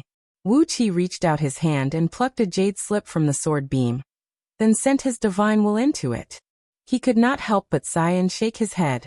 Princess Zhonglu, who was holding a bloody tiger's thigh in her hand and teasing Gold Horn and Silver Horn, turned her head and asked curiously, "What's the matter?" Wuqi whistled, making Gold Horn and Silver Horn twist their huge bodies and squeeze into the spirit breeding ring. Then he nodded and said with a smile, "There is something. The leader of Discipline Hall has asked me to meet him. It seems he needs my help with something. Zixian, stay here and focus on your cultivation. Don't bully those junior sisters from the same sect." Princess Zhonglu leaped forward, grabbed Wuqi's shoulder and cried out, "Are you going to sneak out alone again? No way." Rubbing Princess Zhongli's long hair, Wuqi smiled and said, "Have you forgotten what I told you? When you ascend and become a heaven immortal, you can follow me everywhere. At that time, I'll need your protection." Pouting, Princess Zhonglu let out a long sigh resentfully and said, "Then you can go now. Be careful." Rolling her eyes, Princess Zhonglu suddenly threw out a bolt of lightning from her hand, causing the branches and leaves of a shrub in the distance to scatter. 2 little Taoist nuns, clad in green Taoist robes and with their hair tied into buns, screamed and leaped to their feet, waving their arms and legs as they ran backward. Princess Zhonglu laughed and said, Bai Lu, ha ha ha, I've caught you again. Come, I'll teach you how to use the 5 Thunders curse. Teach me by example, teach me by example." After letting out a few loud cries, a 5-colored cloud rushed out from under Princess Zhongli's feet, carrying her up as she chased after the 2 little Taoist nuns. Amidst the sizzling noises, a great number of hair-thin lightning bolts smashed towards the 2 little Taoist nuns, scaring them so much that they shrieked and screamed. Hastily exercising their movement techniques, they fled in all directions while begging Princess Zhonglu for mercy. Ugh! Wuqi shook his head helplessly. Well, it was a good thing to have a few unlucky fellows being bullied by Princess Zhonglu. Without any mercy, Wuqi gave the 2 unlucky little Taoist nuns a look, then leaped into a sword beam and sped towards the Discipline Palace, which was located halfway up the Thousand Clouds Peak, the front mountain of White Cloud Immortal Sect. The Discipline Palace was in charge of the rules and regulations of White Cloud Immortal Sect. It was responsible for inspecting and reviewing the rewards and punishments of all the disciples in the sect. It was also responsible for determining the contribution each disciple made to White Cloud Immortal Sect every year, and the amount of cultivation resources that disciple would be allocated in the following year. Therefore, the Discipline Palace was the most important palace among all the administrative palaces in White Cloud Immortal Sect, and the leader of the Discipline Palace was the disciple with the highest authority in White Cloud Immortal Sect, apart from the Chief Supervisor and the Chief Supervisor. Similar to the architectural style of all the departments under the heaven that were in charge of discipline and supervision, the Discipline Palace of White Cloud Immortal Sect had a gray and gloomy exterior. It was a square and flat hall that looked like a cage, lying flat on a piece of flat land that was excavated by manpower halfway up the Thousand Clouds Peak. When Wuxia flew into the Discipline Palace, he saw Jiang Qingzi, clad in a blood-red Taoist robe unique to the leader of Discipline Palace, sitting in the Great Hall with a frown on his face. When he saw Wuxia come in, Jiang Qingzi's expression turned slightly better. Without hesitation, he rose to his feet and walked towards Wuxia, grabbing Wuqi's hand and said, "Junior brother Wuxia, I need your help to save my life. There is an errand here, and only you can do it."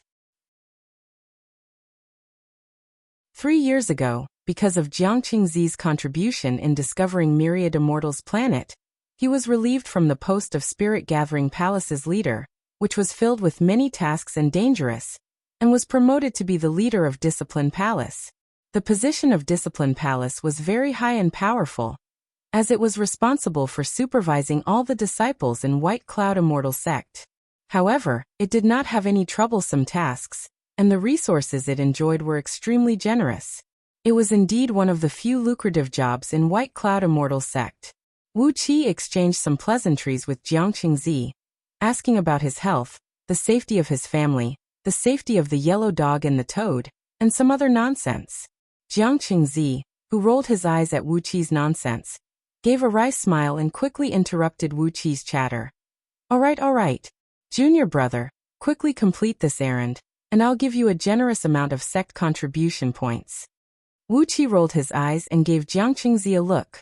Laughing strangely, he said, "Senior brother, you should know that this little bit of sect contribution points is not important to me. I have a brother who is the chief supervisor of White Cloud Immortal Sect's mines. What do I need this sect contribution points for?" Jiang Qingzi smiled bitterly and helplessly. He pointed at the empty Discipline Palace and said, "Well then, I'll owe you a favor. What do you think? You've seen it, over the past 2 years, more and more executing disciples in Discipline Palace have entered secluded cultivation, and fewer are willing to go out to run errands. If this continues, Discipline Palace will become an empty shell." Humbly and carefully, Jiang Qingzi smiled bitterly and said, "Recently, senior brother has to sort out the files of all the disciples in this year's examination. That's why I can't do anything else. As for the other executing disciples, they are either in secluded cultivation or have other important tasks. I can only ask for your help, junior brother." Looking at Jiang Qingzi's expression, Wuxia shook his head, sighed and said, "All right. Remember, senior brother, you owe me a favor." Compared to the favor you owe me, the sect contribution points are nothing. In the future, if I do anything that violates the sect rules, senior brother, you must remember this favor." Jiang Qingzi rolled his eyes and ignored Wuxia. Then, he spun and picked up a roll of pale yellow documents from the table, handed it over to Wuxia and said with a wry smile, "There are 13 continents in White Cloud Planet, and 784 dynasties of various sizes. All of them are vassals of our sect. Among them, the Gutai dynasty on Taiyuan continent is ranked the strongest among all dynasties in China, and many of the members of Gutai dynasty's imperial clan are our sect's disciples." Wuxia took over the document and asked with a deep voice, "Is the matter of a dynasty in the mortal world worth making such a fuss over?" Jiang Qingzi shook his head and said with a wry smile, "The old emperor of Gutai dynasty is nearing the end of his lifespan, and he is a dying man. Currently, there are 8 princes fighting for the throne in the dynasty, and they are in a heated argument. These 8 princes are all the disciples of the elders of our sect, and we can't let them go too far." After a brief moment of pondering, Jiang Qingzi said, "Junior brother, can I trouble you to go to Gutai dynasty and secretly examine the reputation of these 8 disciples among the common people?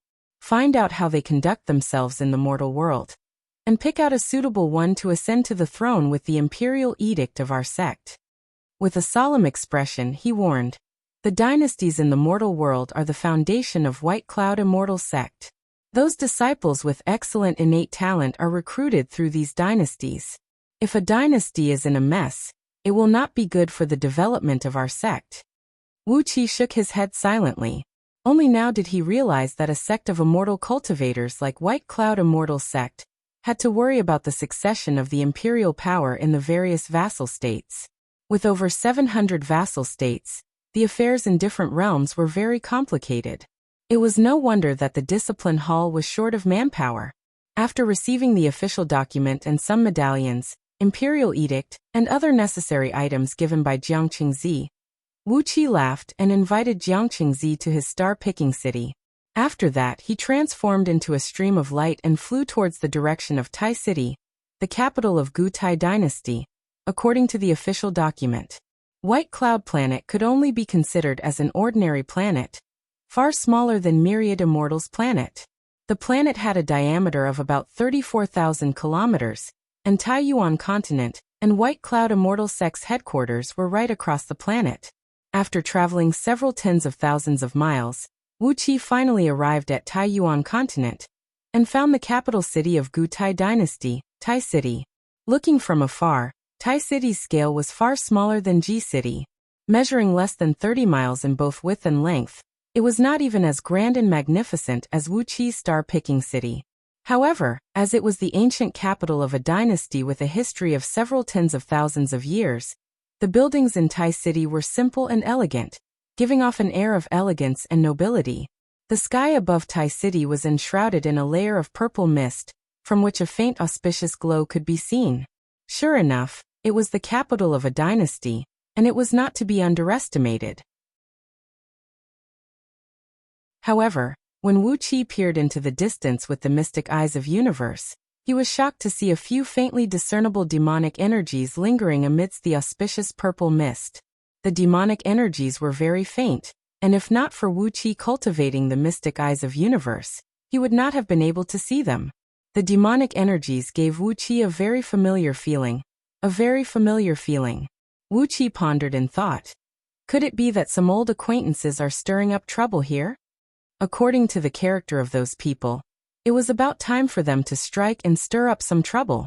Shaking his head, Wuqi descended 30 miles away from the city, changed into a luxurious robe with wide sleeves, and walked towards Tai City in a swagger. The closer he got to Tai City, the more Wuqi found that the auspicious purple clouds above the city looked messy, as if they were completely twisted by some external force.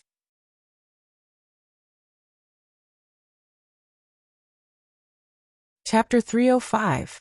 Raising his head, Wuqi gazed at the aura hovering above the city, then walked into Tai City. After several tens of thousands of years of wind and rain, the city wall of Tai City was still the same as when it was first built. The bronze-colored city wall was emitting a soft and heavy glow under the sunlight, and traces of restrictive runes could be vaguely seen on every brick. As the capital city of the strongest kingdom ruled by White Cloud Immortal Sect, Tai City's defense was a few times stronger than that of Ji City. Only a heaven immortal wielding an immortal item could break into the city. Wuqi swaggered into Tai City through the city gate while laughing merrily, pretending to be a libertine. When he entered the city, he immediately noticed that the atmosphere here was not right. The pedestrians and coaches entering and exiting the city were all in a hurry, their faces filled with panic and even despair.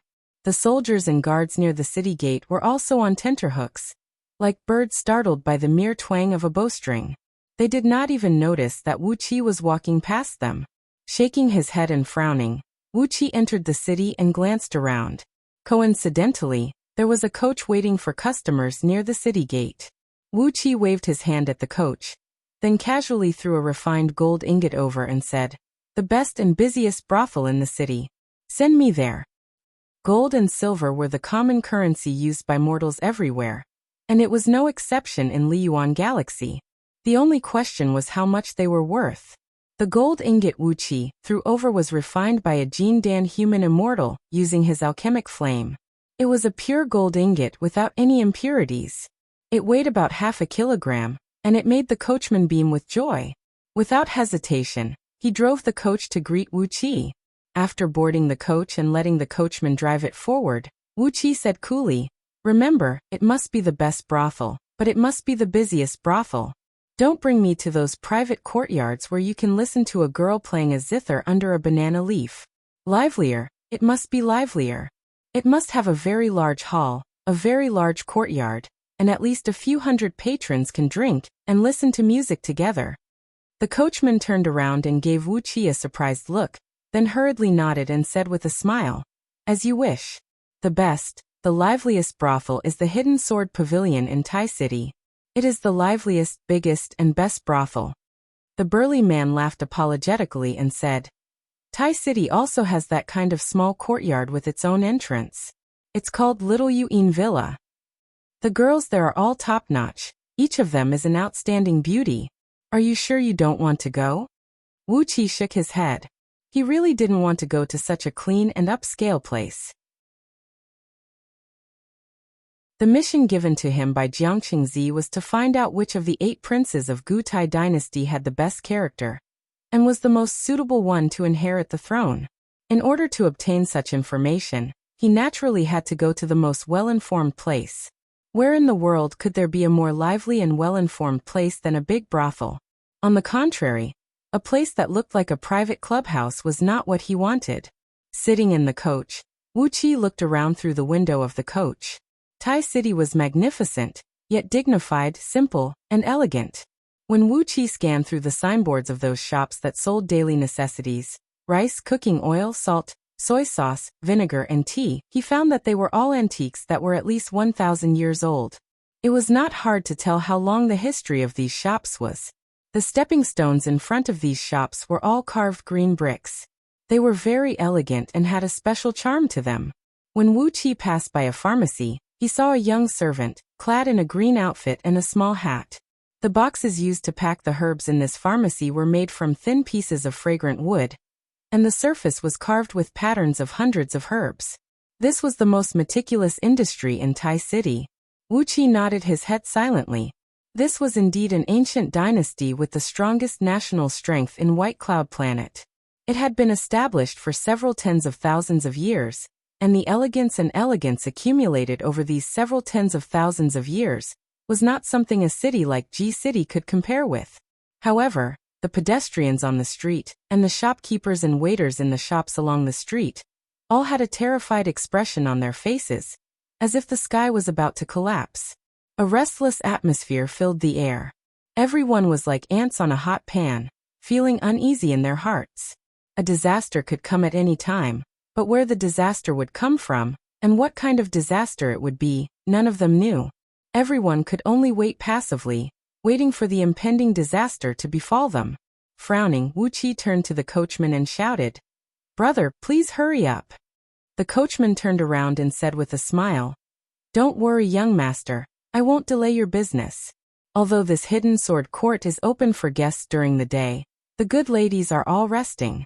During the day, Hidden Sword Court is just an ordinary restaurant. If you want to have fun, you'll have to wait until nightfall."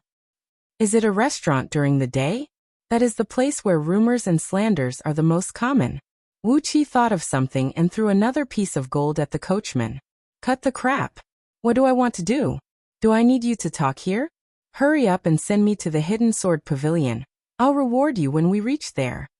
He received 2 large pieces of gold in a row. A heavy pound of gold. This was an income that the coachman might not have even if he worked hard for a year. The coachman grinned from ear to ear. He hurriedly whipped the horse and drove the carriage forward. The 2 black horses that pulled the carriage seemed to feel their master's joy. They gathered their strength and galloped forward. The sound of their hooves was crisp, and they brought Wuxia along the main road. After walking for less than the time to drink a cup of tea, a hoarse cry suddenly came from a fork in the road. "Father, mother, help!" The screams and the sounds of fighting came closer. Not long after, a dozen armored soldiers with ivory tags hanging from their waists forcefully dragged a girl, who was about 12 or 13 years old. She was so beautiful that she looked like a little jade pendant.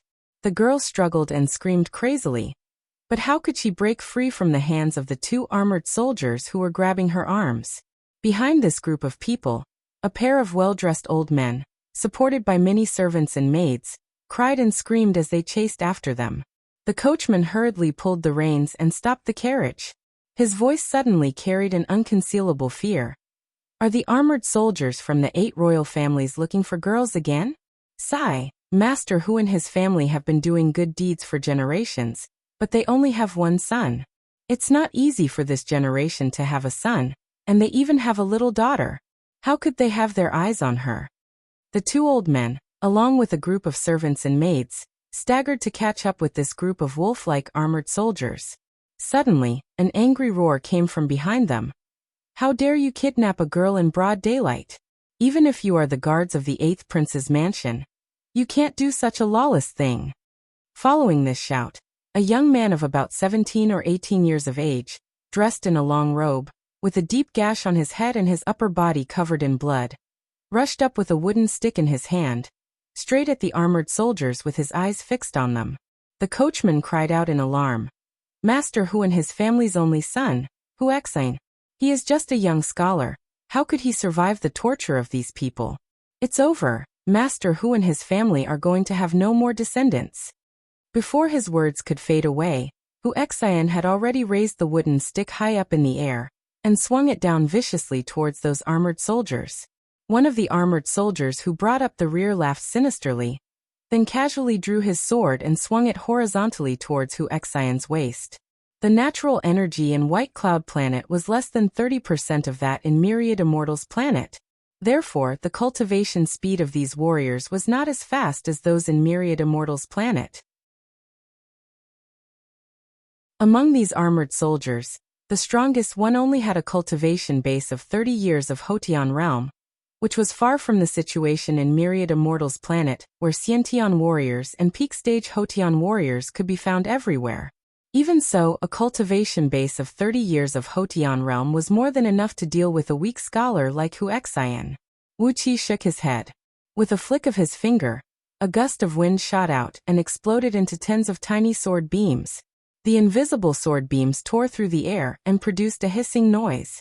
Suddenly, the bodies of the tens of armored soldiers who were laughing hideously turned stiff, as a thumb-sized hole was pierced through Chi-Chi's temple. Blood and brain matter sprayed out like a fountain. All the armored soldiers fell to the ground in a disorderly manner. Wuxia's body was shivering with the wooden stick in his hand, and he stared blankly at the dead bodies for a while.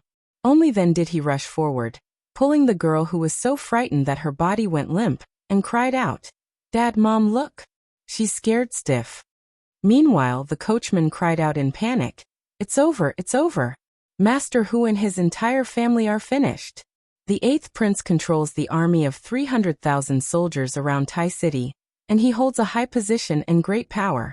Now that all the armored soldiers in his mansion are killed here, Master Hu and his entire family are finished. Wuxia stared blankly at the coachman, then asked like an idiot, "The 8th Prince is committing all kinds of atrocities, but no one can stop him?" The coachman turned to look at Wuxia and said with a wry smile, "Young master, haven't you heard about it? The 8th Prince who controls the army." He paused, then his face turned blue. He shook his head and dared not to say another word. Looking at the dead bodies on the ground, he murmured under his breath, "I wonder which expert killed them, but Master Hu and his entire family are finished." Master Hu and his family hugged each other and wept bitterly, while the servants and serving ladies stared at the dead bodies in horror. Suddenly, some of the timid serving ladies also began to cry, and gradually, even the eyes of those servants began to turn red. Wuxia shook his head and pondered for a brief moment. Then, he fished out a medallion from his storage ring, which represented his identity as an executing disciple of White Cloud Immortal Sect's Discipline Hall. Using a small concealment technique, he threw the medallion out. The heavy medallion landed right in the middle of the family of 4. Through voice transmission, Wuxia said, "Hang this medallion in front of your house. Let's see who dares to touch even a single hair of your family. Don't worry, this matter is over." The 8th Prince of Gutai Dynasty? In his mind, Wuxia had already sentenced him to death. A man like this should never be allowed to become the monarch of a dynasty. The family of 4 stared blankly at the white jade medallion on the ground. It was about the size of a palm, yet weighed several dozens of kilograms. Countless white clouds were engraved on its surface, and on the back of the medallion was the figure of an old man clad in a Taoist robe, sitting cross-legged. On the front of the medallion were 2 rows of large protruding characters. White Cloud Immortal Sect's Discipline Hall, Deacon Wu. Thud.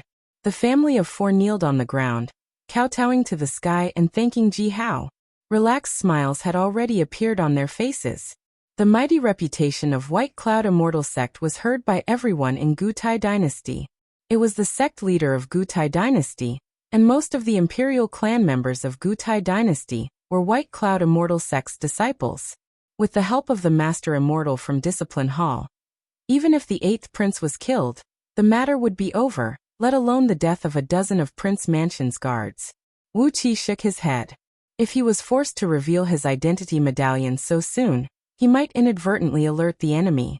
Nevertheless, Wuxia was never a man who followed the rules, who said that only the princes and grandsons of Gutai Dynasty could become the new emperor.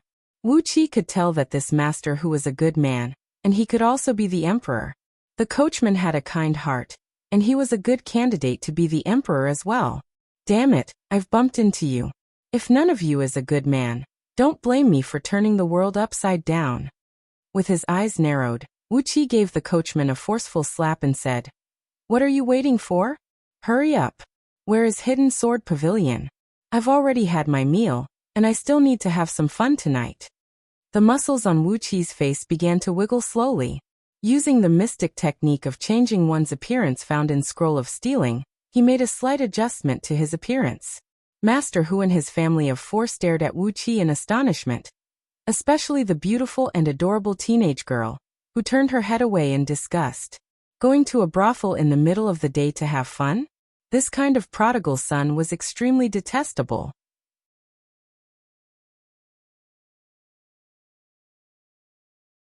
Chapter 306. Master Whose family has been doing good deeds and accumulating virtues for generations, and it was the immortals who showed them mercy this time. Otherwise, how could they escape from this calamity? Along the way, the coachman kept talking about the scene where the armored soldiers had their heads pierced through, and their blood and brains splattered everywhere. He also kept praising those immortals for their great benevolence and righteousness, and how benevolent they were. He said that by helping Master Hu and his family, they were doing good deeds and accumulating virtues. Wuxia crossed his legs lazily and said coolly, "If that is the case, doesn't that mean those 8 kings are good people who are doing good deeds and accumulating virtues? Not only that, they have also joined White Cloud Immortal Sect, cultivated some powerful divine abilities, and used them to bully the common people. Is this also their good deeds?" The coachman shut his mouth, not daring to answer Wuxia's question. He did not have the courage to comment on the 8 kings who held the most power in Gutai Dynasty. Wuxia smiled faintly and shook his head. This was the way of thinking among the common people. When those immortals who stood high above the masses were seized by a sudden impulse, they would casually save some common people who were facing a calamity. It was a great deed of accumulating virtues, and would be praised by these common people for many years to come. However, they had forgotten that perhaps these immortals were the source of their suffering. At the very least, if not for the fact that all 8 kings possessed the cultivation base of early-stage nascent soul realm, which gave them the overall strength to do evil, how could they do such a thing to the common people? Breaking into a house and abducting a girl in broad daylight was not something an ordinary person could do. The coachman did not say a word. The coach moved forward slowly, while Wuxia frowned, pondering the background of these 8 kings of Gutai Dynasty. They were the only 8 sons of the dying emperor of Gutai Dynasty. All of them had joined White Cloud Immortal Sect, cultivating some Tao, magic, and divine abilities. However, their foundations and talents were limited. After spending close to 2,000 years of bitter cultivation, they still could not break through the early stage of nascent soul. Obviously, there was no end to the great Tao. They could only return to the dynasty and fight for the throne. Even if they could not become divine immortals, they should at least sit on the dragon throne of the dynasty for 1,000 years, and enjoy the addiction of being an emperor, right? It just so happened that their father, Emperor Yuenda, who was also an early-stage nascent soul cultivator, was nearing the end of his lifespan, and was bedridden with a serious illness. Seeing that he was about to die, the 8 princes immediately used their cultivation base and magical powers to rally their followers, trying to seize the throne in a chaotic manner. All 8 of them had similar cultivation bases, and the amount of support they received from White Cloud Immortal Sect was almost the same. Therefore, none of them had the absolute upper hand. and it had thrown the entire dynasty into a state of panic.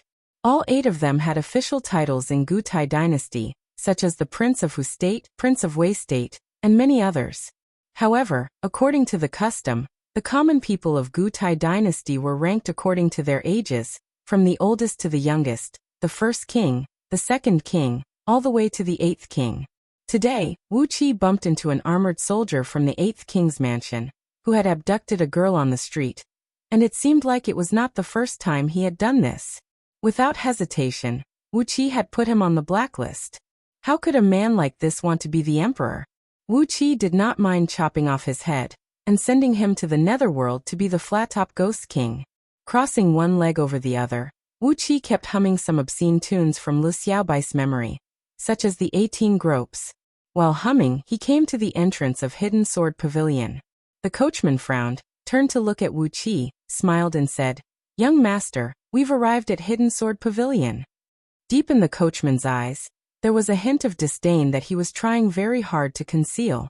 Dressed in luxurious clothes, with a handsome face, he was heading to a brothel at noon, and humming some obscene tunes along the way. If he was not a prodigal son, what else could he be? The coachman mingled in the marketplace, and he knew all the famous young masters and princes in Tai City. Judging from Wuqi's appearance, he must be a wealthy young master from another place. It should be his first time coming to Tai City, yet he went straight to a brothel. What a prodigal son. The coachman thought to himself, if I have a child like this, I would have thrown him into a water tank and suffocated him to death. Wuqi leaped off the coachman, and casually tossed a few one-catty gold ingots into the coachman's arms. He turned around and grinned at the coachman. Believe it or not, the immortal master who kills people and saves people is none other than me. Ha! Shaking his head and letting out a loud laugh, Wuqi suddenly took a step forward. With just one step, he crossed over 100 feet, then rushed into the main entrance of Hidden Sword Pavilion like a wisp of smoke. The coachman stared blankly at Wuqi's back. His eyeballs nearly popped out from his eye sockets. He remained silent for a moment, then suddenly swung his whip and gave the back of the horse pulling the coachman. He murmured under his breath, "Damn it, I don't believe you. You are just a prodigal son who has been practicing martial arts for a few days. Do you think you are an immortal who can fool Lao Tzu? Bah! Is there an immortal like you? Your mouth is full of obscene words. Immortal? Bah!" Wuqi fished out a folding fan from his storage ring, waving it all the way into Hidden Sword Pavilion. This Hidden Sword Pavilion truly deserved to be the largest and busiest brothel in Tai City. First of all, the gatehouse at the entrance was tall, imposing, and splendid. Like moving clouds and flowing water, Wuqi glided into the gatehouse with one step. Coupled with his attire and the 2 jade pendants made from spirit jades hanging on his waist, which were worth at least 1 million gold ingots, the eyes of the pimps waiting in the gatehouse immediately lit up. One after another, they cried out loudly, "An honorable guest has arrived!" While rushing to greet him in a flurry, Wuqi waved his hand carelessly, throwing out several dozens of heavy gold ingots. He laughed and said, "My good grandsons, serve me well. I came here to make myself happy." He prepared a table of top-notch noodles, with 16 side dishes, 16 fruit platters, 16 cold dishes, 16 hot dishes, and 16 different kinds of top-notch wine. "Oh, don't use the little girl yet, I'll heat it up later in the evening. TSK, I'm in a good mood, so I'll reward whoever I see." Surrounded by a group of pimps, Wuqi strode into Hidden Sword Pavilion. Along the way, no matter it was the servants who were sweeping the floor, the servant girls who were serving tea and water, and even a few lowly servants who were emptying the toilet bowls, Wuqi would throw half a kilogram of gold ingots to them whenever he saw them. For a moment, the golden light flickered, and the pimps around Wuqi were so happy that their teeth were cracking. A generous guest, an unprecedented generous guest. A generous guest who specialized in squandering money. They had to serve such a generous guest well. Even if Wuqi kept scolding them as his good grandsons, they still had to serve him well, didn't they? Money, lots and lots of money. That was enough. Wuqi took out so many gold ingots from a storage bag on his waist. The pimp's eyes lit up. To be able to use a storage bag, one had to be at least a Xiantian level cultivator. To be able to afford a storage bag, One had to be either an immortal cultivator or a direct descendant of a wealthy family. If they didn't serve such a generous guest well, they would be letting down their parents who raised them. Such a generous guest, they had to cut off a layer of his flesh. Surrounded by his entourage, Wuxia walked all the way into Hidden Sword Pavilion and arrived at the main building in the middle of the pavilion. He followed the gold-inlaid jade steps all the way to the 4th floor of the main building. In the middle of the main building of Hidden Sword Pavilion, there was a 6-story patio, surrounded by corridors, and at the back of the patio were small, exquisite rooms. From the 1st floor to the 6th floor, the higher the floor, the fewer rooms there were, and the larger the area of the rooms. The maids and maids who served the guests were also more beautiful and cute. Along the way, Wuxia spent 200 to 300 pounds of gold, but he was only sent to a private room on the 4th floor of the main building. Wuxia couldn't help but grimace. How much gold would he have to spend to get to the 6th floor of the main building? What kind of luxurious status did he have to have? He sat in the private room. The private room was big enough to hold 7 to 8 tables of banquets, and the furnishings were luxurious. All the utensils were made of exquisite brocade and fine porcelain, and the patterns on them were extremely beautiful and elegant. It didn't have the slightest bit of the ostentatious and obscene atmosphere of a brothel. The few maids who served in the private room were all delicate and pretty, and they had a strong scholarly air about them. They were not vulgar brothel girls. Wuxia nodded to himself. He scanned the surroundings with his divine sense and immediately enveloped the entire main building. Apart from the top floor, which was the 6th floor, there were only a few private rooms, which were protected by restrictive spells that, in Wuxia's opinion, could prevent others from eavesdropping. However, with his divine sense, the entire Hidden Sword Pavilion could be seen clearly by Wuxia. In the hundreds of private rooms upstairs and downstairs, Wuxia could clearly hear the conversations of over 2,000 diners who were having their meals. Wuxia was lying crookedly on a chaise longue in the private room. His eyes narrowed as he enjoyed the gentle massage given by 2 serving ladies, while watching the serving ladies walking in and out of the room serving wine and delicacies to him at the same time.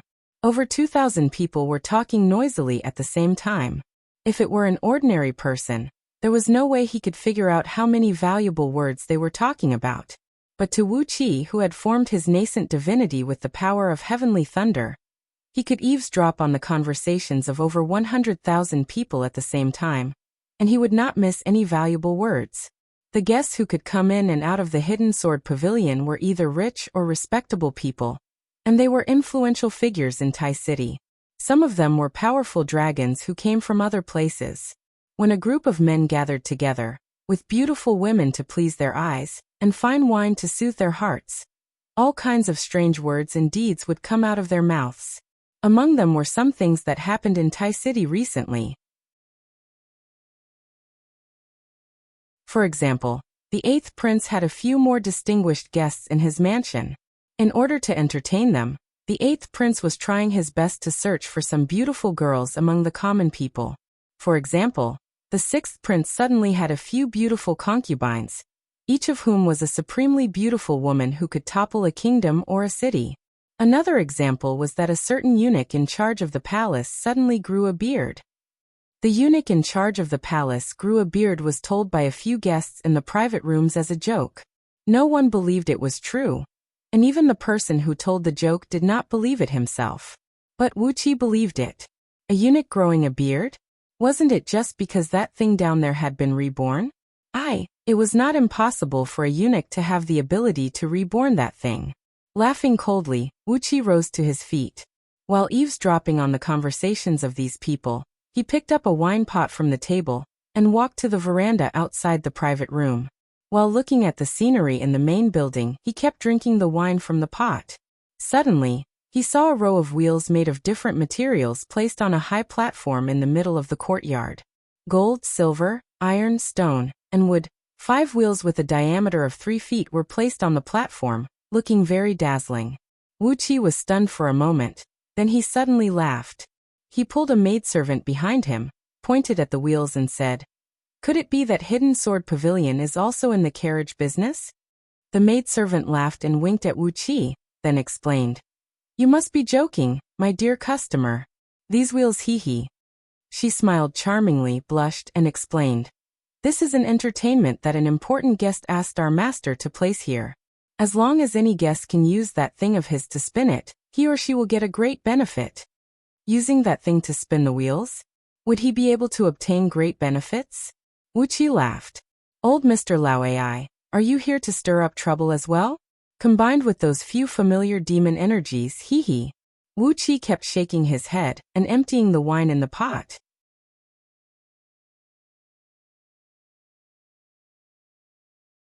Chapter 307. The pink light made one feel comfortable, and the faintly discernible scent of incense made one's bones feel like they were about to melt. Amidst the warm and gentle smiles of the serving ladies, Wuxia was having fun with them. The excellent banquet was ruined beyond recognition, and unknowingly, he had drunk a few jars of fine wine. The fine wine of the brothel had always been like this. It was fragrant and rich, but not too high in alcohol content. This was reasonable. If the guests were all drunk, how could they have a good time at night? The fine wine of the brothel was just something to liven things up. Just like the girls in the brothel, they were gentle, sweet, and fragrant, but they could not be taken seriously. After drinking a few jars of fine wine, Wuxia did not force out the smell of alcohol. He just sat in the private room, half drunk and half sober, laughing and joking with the group of maids. When he was in a good mood, Wuxia would fabricate a story about how wealthy his father was, how many carriages he owned, and how many trading companies he owned. After that, he would reward these serving ladies with a large amount of money. He did not know how many gold ingots he had lost, but later on Wuxia began to throw pearls, precious stones, and beautiful jade to them. The manager of the Hidden Sword Court was also very straightforward. When the gold and jewels Wuxia threw out reached a value of about 50,000 gold, a few girls who were even more beautiful than the maids beside Wuxia floated into the private room. They warmly invited Wuxia to a room on the 5th floor that was more luxuriously furnished, and twice the size of the private room below. Another fine wine and dishes had already been prepared here. Whether it was the ingredients of the wine and dishes, or the control of the fire, they were all better than the banquet below. Not only that, the maids who served here had also reached the level of half a femme fatale. If they were outside, they would be enchanting enough to topple half a city. At the side of the room, behind a light gauze curtain, there were a few beautiful women sitting behind, playing a string instrument. The private room echoed with a faint, soft music, like the soft moans of a woman on a spring night. It was a pity that the Hidden Sword Court's meticulously designed gentle scene was completely different when it came to Wuxia. Upon hearing the melodies that were filled with a strong sense of lust, Wuxia instinctively thought of the scene in Meng Fortress. The scene where Xiongqing brothers and a group of wild bear demons fought fiercely with those big she-bears while screaming at the top of their lungs. Countless hairy, pitch-black bodies suddenly appeared in front of Wuxia. Wuxia shuddered and instantly sobered up from the drunkenness. He shook his head and casually grabbed a handful of pearls, emeralds, and other treasures and threw them to a maid beside him. He sighed and said, "Come play finger-guessing games with me for fun." The handmaidens of Hidden Sword Court have all received meticulous training. They are proficient in the 4 arts of the 4 arts. However, this kind of finger-guessing game that only Jianghu heroes are good at was extremely difficult for them. Dozens of charming handmaidens were knocked down by Wuxia with a flurry of punches. After each of them was forced to drink a jar of wine, they rolled their eyes and fell onto the carpet. Wuxia let out an evil laugh. He simply put one of his feet on the soft stool, humming a little tune while drinking by himself. He looked indescribably leisurely and carefree. Behind him, another group of handmaidens rushed over and helped those handmaidens who had fallen to the ground. However, when Wuxia gave the order, these handmaidens had no choice but to line up those handmaidens who had fallen to the ground in a row on the carpet in the private room. It was a magnificent sight. Wuxia laughed heartily, while looking at those handmaidens who stood beside him and served him with a strange expression on their faces. He looked at those handmaidens who were sleeping in a row on the floor that reeked of wine, and he kept drinking by himself. Only he knew the joy in doing so. After a round of fooling around, the sky outside had long turned dark. More and more guests swarmed into the Hidden Sword Court, and even more gorgeously dressed young ladies swarmed into the private rooms to keep the guests company. Under the intoxication of beauty and fine wine, more and more reliable and unreliable rumors began to emerge from the mouths of the guests, including the matter of the 8th King's Mansion's armored soldiers being killed in the middle of the street. It was said that when the 8th Prince heard that his trusted guards were killed, he was so furious that he personally led a large group of people and rushed to Uncle Hu's house to take revenge. However, not long after he entered the house, the 8th Prince retreated with a pale face, and without saying a word, he fled back to his mansion with his tail between his legs. Wuxia quietly listened to these useless rumors, and suddenly, a strange smile appeared on his face. The sound of footsteps rang out, and a large group of burly men dressed in purple-red brocade robes walked up the stairs. They set up a dense number of sentries on the veranda. After that, a few men with extraordinary auras slowly walked up the stairs, all the way to the largest private room on the highest floor above Wuxia's. From where Wuxia was standing, he could see a very spacious balcony in front of the private room. For a moment, the entire hidden sword court fell into a dead silence. Some of the guests who recognized the few men were murmuring something under their breath. From the murmuring, Wuxia could tell that among the few men, the one with the most extraordinary aura was the 3rd Prince of Gutai Dynasty. He was in charge of the military headquarters of Gutai Dynasty, and had a very deep foundation in the army. Half of the 4 border armies of Gutai Dynasty were loyal to him. Among the few princes, only the 8th Prince, who ruled the Thai city of Gutai Dynasty and the few surrounding cities, had enough military strength to fight against the 3rd Prince. These 2 princes were also the 2 princes who had the fiercest conflict. It was said that at the outskirts of a city in the northeast of Thai City, someone once saw 2 armies, also flying the banner of Gutai Dynasty, fighting and killing each other. The battle was extremely brutal, and the number of casualties reached thousands. It was said that it was the trusted guards of these 2 princes who fought each other. The 3rd Prince was a middle-aged man with a pale face and a gaunt face. He looked weak and lifeless, like a scholar.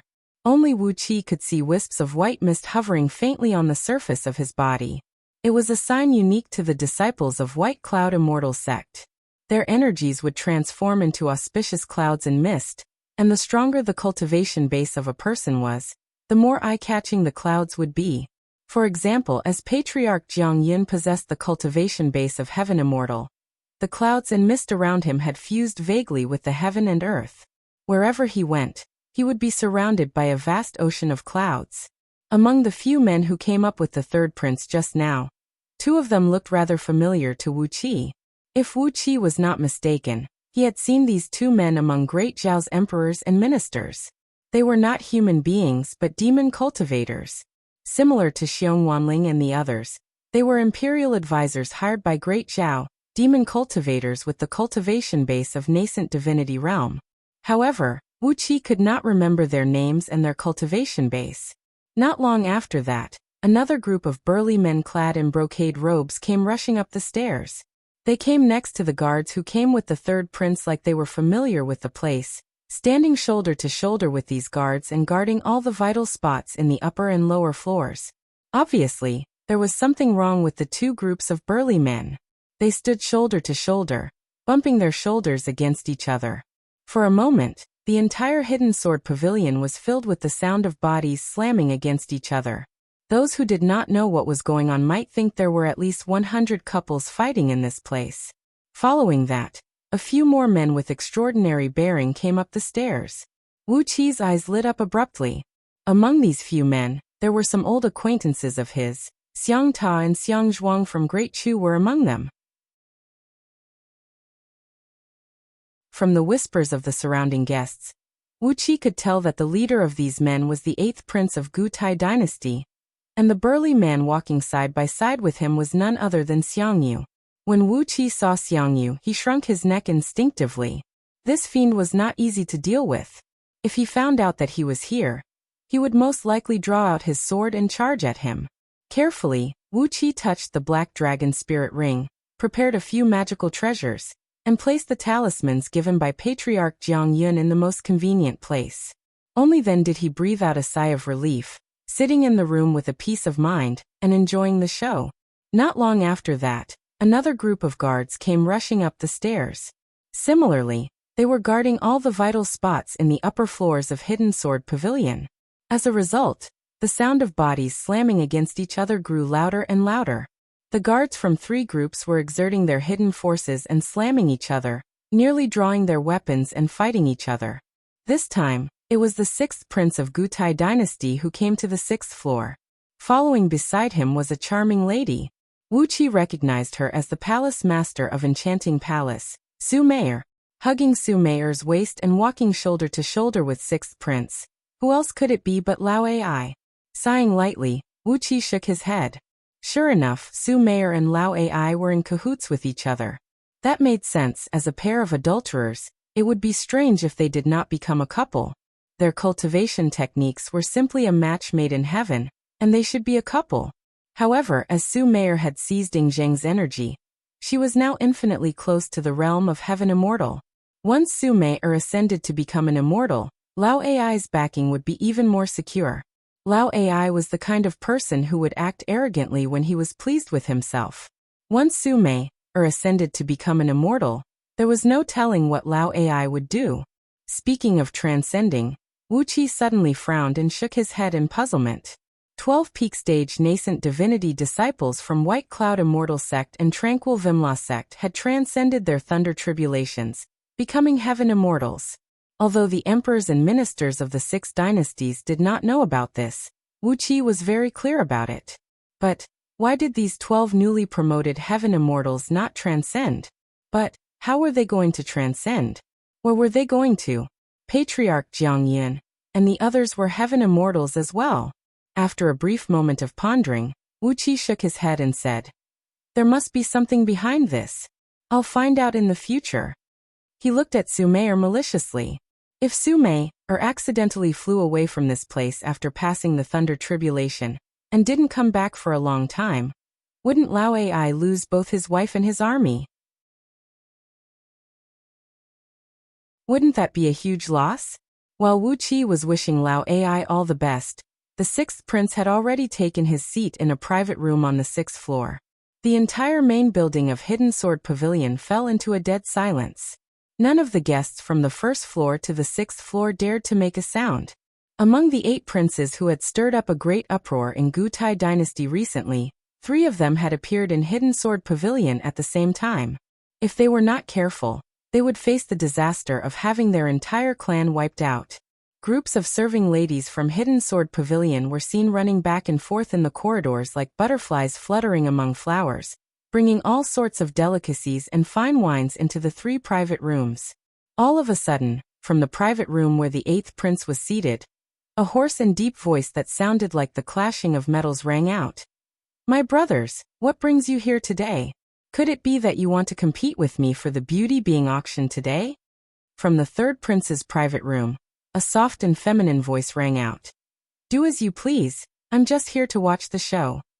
From the 6th prince's private room, a voice that sounded neither feminine nor masculine was heard.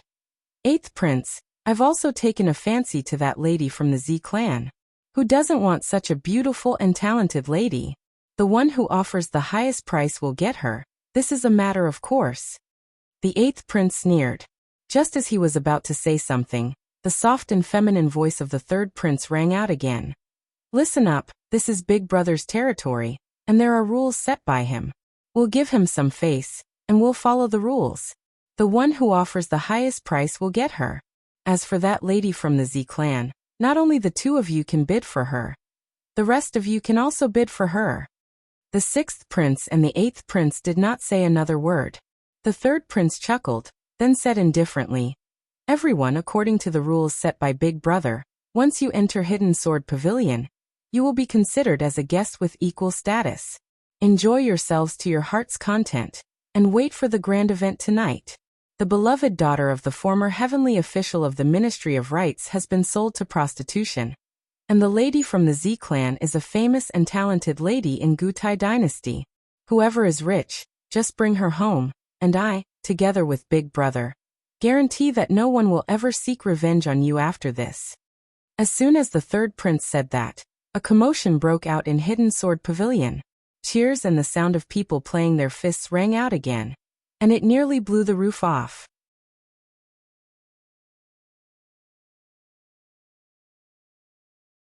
Chapter 308. When the pale-faced scholar walked down the high platform, several red ladies from Hidden Sword Pavilion greeted him with a gust of fragrant wind. They pulled him to a private room on the 4th floor. The scholar's success had brought the atmosphere to a boiling point. More and more experienced entertainers came up to the platform to give it a try, but most of them were defeated, and only a few of them could lift the wooden wheel. In the surrounding corridors, there were also guests enjoying the performance, drinking and having fun with beautiful girls in their arms. When they saw the benefits, the guests threw out a large number of glittering gold pieces and silver coins. The performers on the high stage worked even harder to perform all kinds of thrilling tricks. The fire on the high stage shot out in all directions, and smoke lingered in the air. It was as if a demon had come into being. It was very exciting. Wuxia furrowed his brows. Not only did this green-clothed servant have an ugly face, there was also a trace of madness in his eyes, which made Wuxia dislike him. "Every man for himself and the heaven and earth destroy him," murmured Wuxia. Shaking his head, he fished out a handful of rubies and sapphires and casually threw them down. These things could be found in carts under the East Sea of Myriad Immortals planet, and many of the underwater canyons were filled with these raw gemstones. It was easy for Wuxia to get them, so he did not treat them as money. Cultivators only cared about energy stones, spirit pills, and all kinds of magical treasures. Gold and silver were nothing to them. All the guests in Hidden Sword Pavilion gasped at the same time, and then some of them laughed and cursed. Even if it was just a wooden wheel, it still weighed more than 100 kilograms. If an ordinary person was not careful enough, wouldn't that thing be torn apart? Wuxia laughed as well, then fished out a few gold ingots and threw them down. He was on the 5th floor, and the ground was high to begin with. When the heavy gold ingots were thrown down, they hit the stone slabs on the 1st floor, scaring the servants who were picking up the silver ingots with baskets and scurrying away. All the people around them looked at them in surprise. Wuxia chuckled awkwardly, glanced at the 3 private rooms on the 6th floor with the corner of his eyes, and made a decision in his mind. Lao Ai raised his brows and laughed. 9 dragons embracing jade stem, wonderful. I never thought there would be a treasure as good as mine in this world. Chuckling softly, the beautiful woman said with a gentle voice, "Honored guests, I Qingyang am here to greet you." Twisting her slender waist, she walked a few steps on the stage, then pointed at the 5 3-feet wide wheels placed on the stage, smiled and said, "I believe all of you have seen it. Why do you think we, the Hidden Sword Court, put 5 wheels here? Qingyang has something to say here. If any customer can use a Yang object to spin these 5 wheels, they will receive great benefits." Countless guests and ladies cheered in unison, all of them laughing nonstop. However, the servant had already let out a loud roar. With all his strength, he lifted the golden wheel up, put it on his lower body, and spun the golden wheel with all his strength, making it spin slowly. This servant did not cultivate any internal energy cultivation technique. He was born with an innate divine strength, and with the help of a Yang object, he had achieved a miracle that many warriors could not achieve. Regardless of whether these few princes were good or not, as long as they were in cahoots with the people of the 6 dynasties, none of them could be allowed to become the new emperor of Gutai dynasty. The new emperor must be someone that he Wuxia would like, and the prerequisite for that was that the emperor could only be loyal to him, Wuxia. All of a sudden, a loud laughter was heard coming from the front of one of the private rooms. A tall and burly man with about 40 years of internal energy jumped directly onto the stage from the veranda. As he took off his clothes, he laughed maniacally and said, "The reason we come here to have fun is because we want to have fun. Hee, it's not a shameful thing to show us. The fact that I can lift this will proves that I have an innate talent. When the ladies see me in the future, they will definitely look at me in a different light."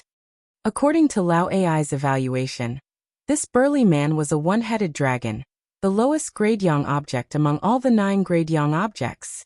It was not a good thing, but compared to ordinary people, it was still a pretty good treasure. He could lift a 300-kilogram wooden wheel, and more importantly, He had an internal energy cultivation base of 40 years. Otherwise, it would be rather difficult for him to spin the wheel. Immediately, all the guests in Hidden Sword Pavilion fell silent, lowering their heads and pondering. Everyone in Tai City knew that the owner behind Hidden Sword Pavilion was a supervisor in the first prince's mansion. To put it bluntly, Hidden Sword Pavilion was the business of the first prince. However, a brothel opened by a first prince did not have a good reputation, so it was placed under the name of a supervisor in the mansion.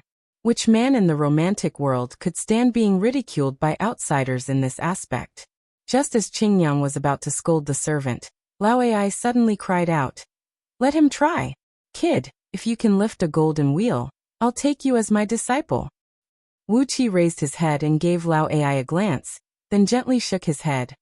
Could this old devil really find himself a disciple here? Sure enough, when the burly man tried to lift the 600-kilogram stone wheel, he failed completely and nearly tore his lower body. Clutching his lower body in a sorry state, the burly man returned to the room where his friends were while laughing and laughing, amidst the praises of all the guests. After playing for a while, those acrobats walked down the stage, gasping for breath. After that, a beautiful woman, who was clad in a light green palace dress, walked slowly up the stage, looking graceful and luxurious like an imperial concubine. She gently and gracefully bowed to the people around her. The woman smiled and glanced around. Her eyes were as clear as water, and she looked right into everyone's eyes, making everyone feel that this beautiful woman was looking at them. A dead silence fell upon the crowd. Everyone recognized Lao Ai as the nobleman who came in with the sixth prince and walked side by side with the sixth prince. When he spoke, Qingyang respectfully retreated to the side. The green-clothed servant clenched his teeth and untied his belt, revealing a large, cumbersome object. Wuxia crooked his finger and was about to shoot Madman Shui to death. While giggling, Qingyang told him the benefits of the stone wheel amidst the cheers of countless people. She said that once one could lift a stone wheel and spin it, he or she would enjoy a 30% discount in Hidden Sword Pavilion, and could even spend money in the backyard of Hidden Sword Pavilion, enjoying the most romantic and gentle treatment. Trembling, the servant placed the golden wheel on the stage, then dropped to his knees and kowtowed. "My surname is Shui, and I've never had a name since I was young. Because I fight without any regard for my life, they call me Madman." Qingyang said slowly, "This is a rule set by an honorable guest, and the master of Hidden Sword Pavilion found it interesting, so he set it up according to the law. Customers who can ride on the wooden wheels will receive a 20% discount when they come to our Hidden Sword Court in the future. They can even be accompanied by our Hidden Sword Court's Miss Hong. This is a treatment that many customers wish they could have." Wuxia saw Lao Ai and Su Meier walk out of the room, and were examining the burly man on the veranda. Lao Ai's gaze was focused, as if he was an old pedant who was doing his research. He gestured to Su Meier, commenting on the color, volume, length, and veins of this burly man's lower body. Countless professional words came out of Lao Ai's mouth, and Wuxia was amazed by what he heard. Wuxia took a deep breath. There's really someone who dares to do this? For cultivators, this was nothing. After all, their fleshly bodies were tempered by natural energies day and night, which made them much stronger than ordinary people. But for ordinary people, it was just too difficult to lift a stone wheel and spin it. Wuxia scanned the 5 wheels with his divine sense, and found that they were all specially made. Even the lightest wooden wheel weighed 300 pounds. The heaviest golden wheel weighed 1,600 pounds. Wuxia looked down at the excited guests on the veranda from above, and he could not help but shake his head and sneer.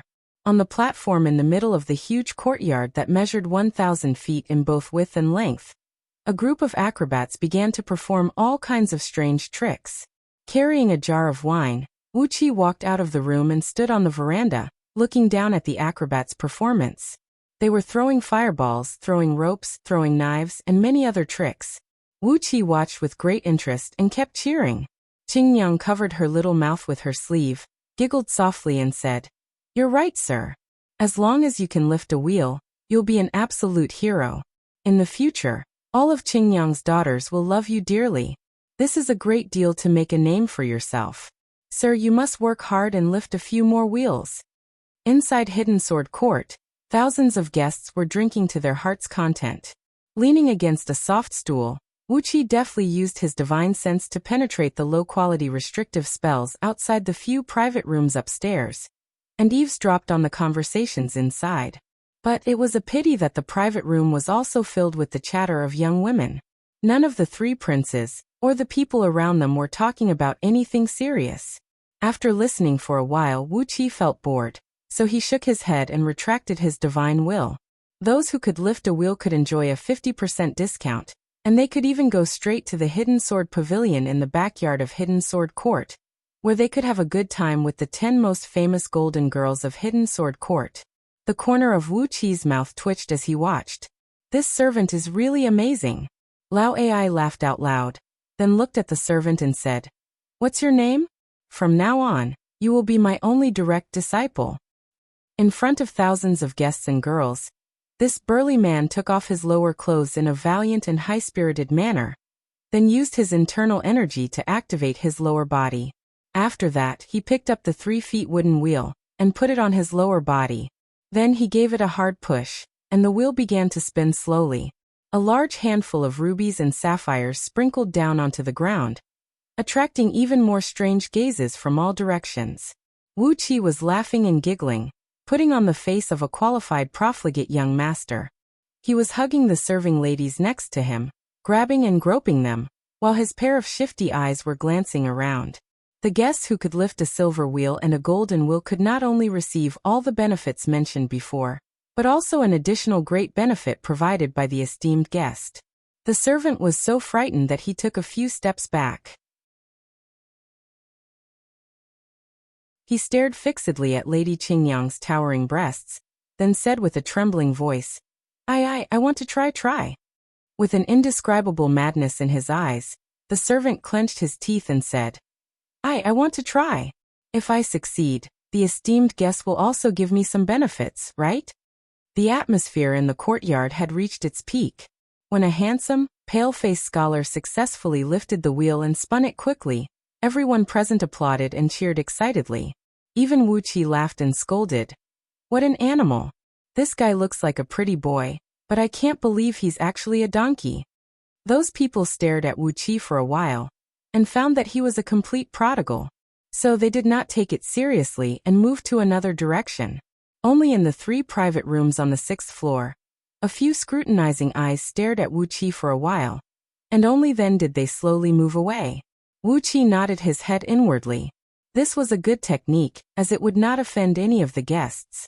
Instead, it would make all the guests feel that they were valued. The difficulty of this technique was no less than some of the devil techniques, such as the Eyes of Ecstasy. Amidst the loud cheers and laughter of all the guests and ladies, a tall and burly servant dressed in the uniform of a servant, but with an ugly face, carefully walked up to the platform. A dead silence fell upon the surroundings. Standing on the platform, Lady Qingyang stared at the servant and scolded sternly, "You're a madman who's courting death. Who allowed you to come up here?" "Madman Shui." Wuxia gave the servant a thoughtful look, then raised his head and looked at Lao Ai. A guest who could be addressed as an esteemed guest by the master of Hidden Sword Pavilion must be a real noble. An additional benefit provided by him?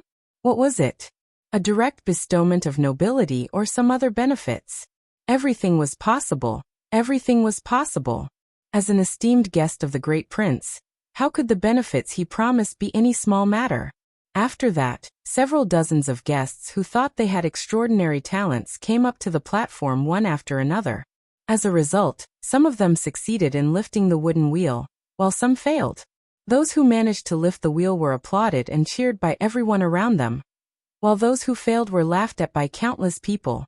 One after another, they covered their faces and rushed out of Hidden Sword Pavilion.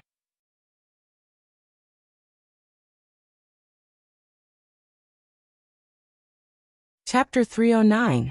Quietly, a wisp of innate gunmetal energy began to form on his fingertip. As Wuxia was about to strike, he suddenly heard some noises coming from outside Hidden Sword Pavilion. After a brief moment of pondering, he quietly stopped. Lao Ai looked at Madman Shui with a big smile on his face, clapped his hands and said, "What a good name. Madman Shui? Hee interesting." Then he casually made a grabbing gesture and brought Madman Shui up into the air, landing right next to Lao Ai. Lao Ai reached out his big hand and touched Madman Shui's body for a while, then nodded and said, "Not bad, not bad. Not only do you have an extraordinary innate talent, your aptitude in cultivation is excellent as well. Now that you have acknowledged me as your master, you will have a bright future ahead of you, and you will be blessed with endless love affairs." Laughing wildly, Lao Ai dragged Madman Shui into the private room to teach him a lesson. Su Meier stood on the veranda with a smile on her face, throwing flirtatious glances at all directions. A boundless seductive force overflowed from her like a pool of hot spring. Suddenly, countless guests covered their bellies with their hands, their faces blushing as they pulled the beautiful girls beside them and rushed into the private room. These private rooms in Hidden Sword Pavilion had a living room at the front, and a luxuriously furnished large bed and couch at the back. With just one flirtatious glance from Su Meier, Hidden Sword Pavilion immediately turned into a battlefield of blood and flesh. Sounds of slapping and slapping filled the air. Wuxia narrowed his eyes and smiled faintly, then pulled the maidservant beside him into the private room as well. The maidservant blushed, thinking that Wuxia was going to pull her to do the same thing. But little did she expect that Wuxia only pulled her back to the table, where they continued to eat and drink, and did not pull her to the large bed at the back. The maidservant turned her eyes to look at Wuxia. She felt lucky and disappointed at the same time. She felt lucky because she could still keep her virginity for a few more days, but disappointed because she thought, "Why didn't this young, handsome, and wealthy young man like me fancy me?" Another burst of melodious music came from the patio. A large group of dancers with revealing clothes danced wildly to the music on the high platform, pushing the extravagant and romantic atmosphere in Hidden Sword Pavilion to the limit. Right at this moment, a series of footsteps came from the stairs. An old man with a slightly plump body and a pale face walked slowly up to the 6th floor, surrounded by a few guards. Wherever this old man passed, the guards of the three princes would stop what they were doing, bowing their heads and bowing at him. Wuxia unleashed his divine will, and heard the whispers in the private rooms. The old man was the eldest prince of Gutai dynasty. When the old emperor was young, he was a playboy, and he was the eldest prince of a palace maid. On the other hand, the middle-aged man standing next to the prince was like a piece of bright jade, stealing all the light from the prince. He was thin, pale, with a handlebar mustache and a pair of deep eyes. The feeling this man gave others was like that of a crab. His body was filled with endless power, and even his bones were growing out of his skin and flesh. Upon a closer look, this man still looked like a normal living man, but he gave others the illusion that his bones and muscles were growing out of his skin and flesh, and his body was filled with endless energy. His clothes were as white as snow, and there was a sword hanging from his waist. The scabbard was pitch black and long, and he looked like a stiff venomous snake, ready to strike at any moment. From the corner of his eyes, Wuxia glanced at the man. He was Tian Dan of Great Qi. Surprisingly, the military minister of Great Qi, Tian Dan, was following right beside the prince. Wuxia sighed inwardly. The 4 princes here represented the power of 4 out of the 6 dynasties. Were those immortals and disciples of the 2 great immortal sects too easy to talk to? According to Wuqia's opinion, these people should be locked up in Myriad Immortals' planet, forbidding them from coming out and harming the people. But why did the 2 great immortal sects allow them to leave Myriad Immortals' planet and roam freely? Even if they were from a prestigious and righteous sect, they should at least have some precaution, right? For the sake of their own safety, the emperors and ministers of the 6 dynasties would never reveal the existence of Myriad Immortals' planet to anyone. Even so, as long as they were allowed to do whatever they wanted, not to mention a white cloud planet, even a few planets occupied by immortal sects would be thrown into chaos by these fellows. Each and every one of these people were dragons and phoenixes among men, heroes and mighty warriors. In other words, if they were to become terrorists, they would definitely be the top terrorists. While frowning, Wuxia shook his head inwardly. If he did not intervene in this matter, the Gutai dynasty would be completely finished. Not to mention who was standing behind the other 4 kings. Just the power behind these 4 kings was more than enough to make the people of Gutai dynasty live in misery and leave no trace of human habitation within 10,000 miles. These fellows could not believe that they were directly interfering with the change of dynasty of a mortal dynasty on a planet ruled by White Cloud Immortal sect. Sure enough, they were a group of people who were unwilling to be left out. Eldest king walked slowly up to the 6th floor, entered a private room, and sat down. The other 3 kings went to the same private room and greeted eldest king. After exchanging some pleasantries with each other, the other 3 kings returned to their own private rooms. They did not even exchange glances with each other, and the atmosphere in the room was extremely stiff and cold. The dancers on the platform left one after another, and Qing Yang once again walked up to the platform, swaying her slender waist. With a smile on her face, she bowed 1 mile to the surrounding guests and said, "Dear guests, today is a good day. Every month, we, the Hidden Sword Pavilion, will bid for the first night of a young courtesan. But today, dear guests, you are really lucky. Today, we are not bidding for the first night of a young courtesan, but Miss Zi Qianyan, the only daughter of Gutai dynasty's former heavenly minister of rights, Elder Zi. Zi Qianyan." Wu Qi praised in a low voice. "What a good name." On the platform, Qing Yang laughed out loud and said, "Miss Zi comes from a noble background, and Zi clan is also one of the influential clans of Gutai dynasty.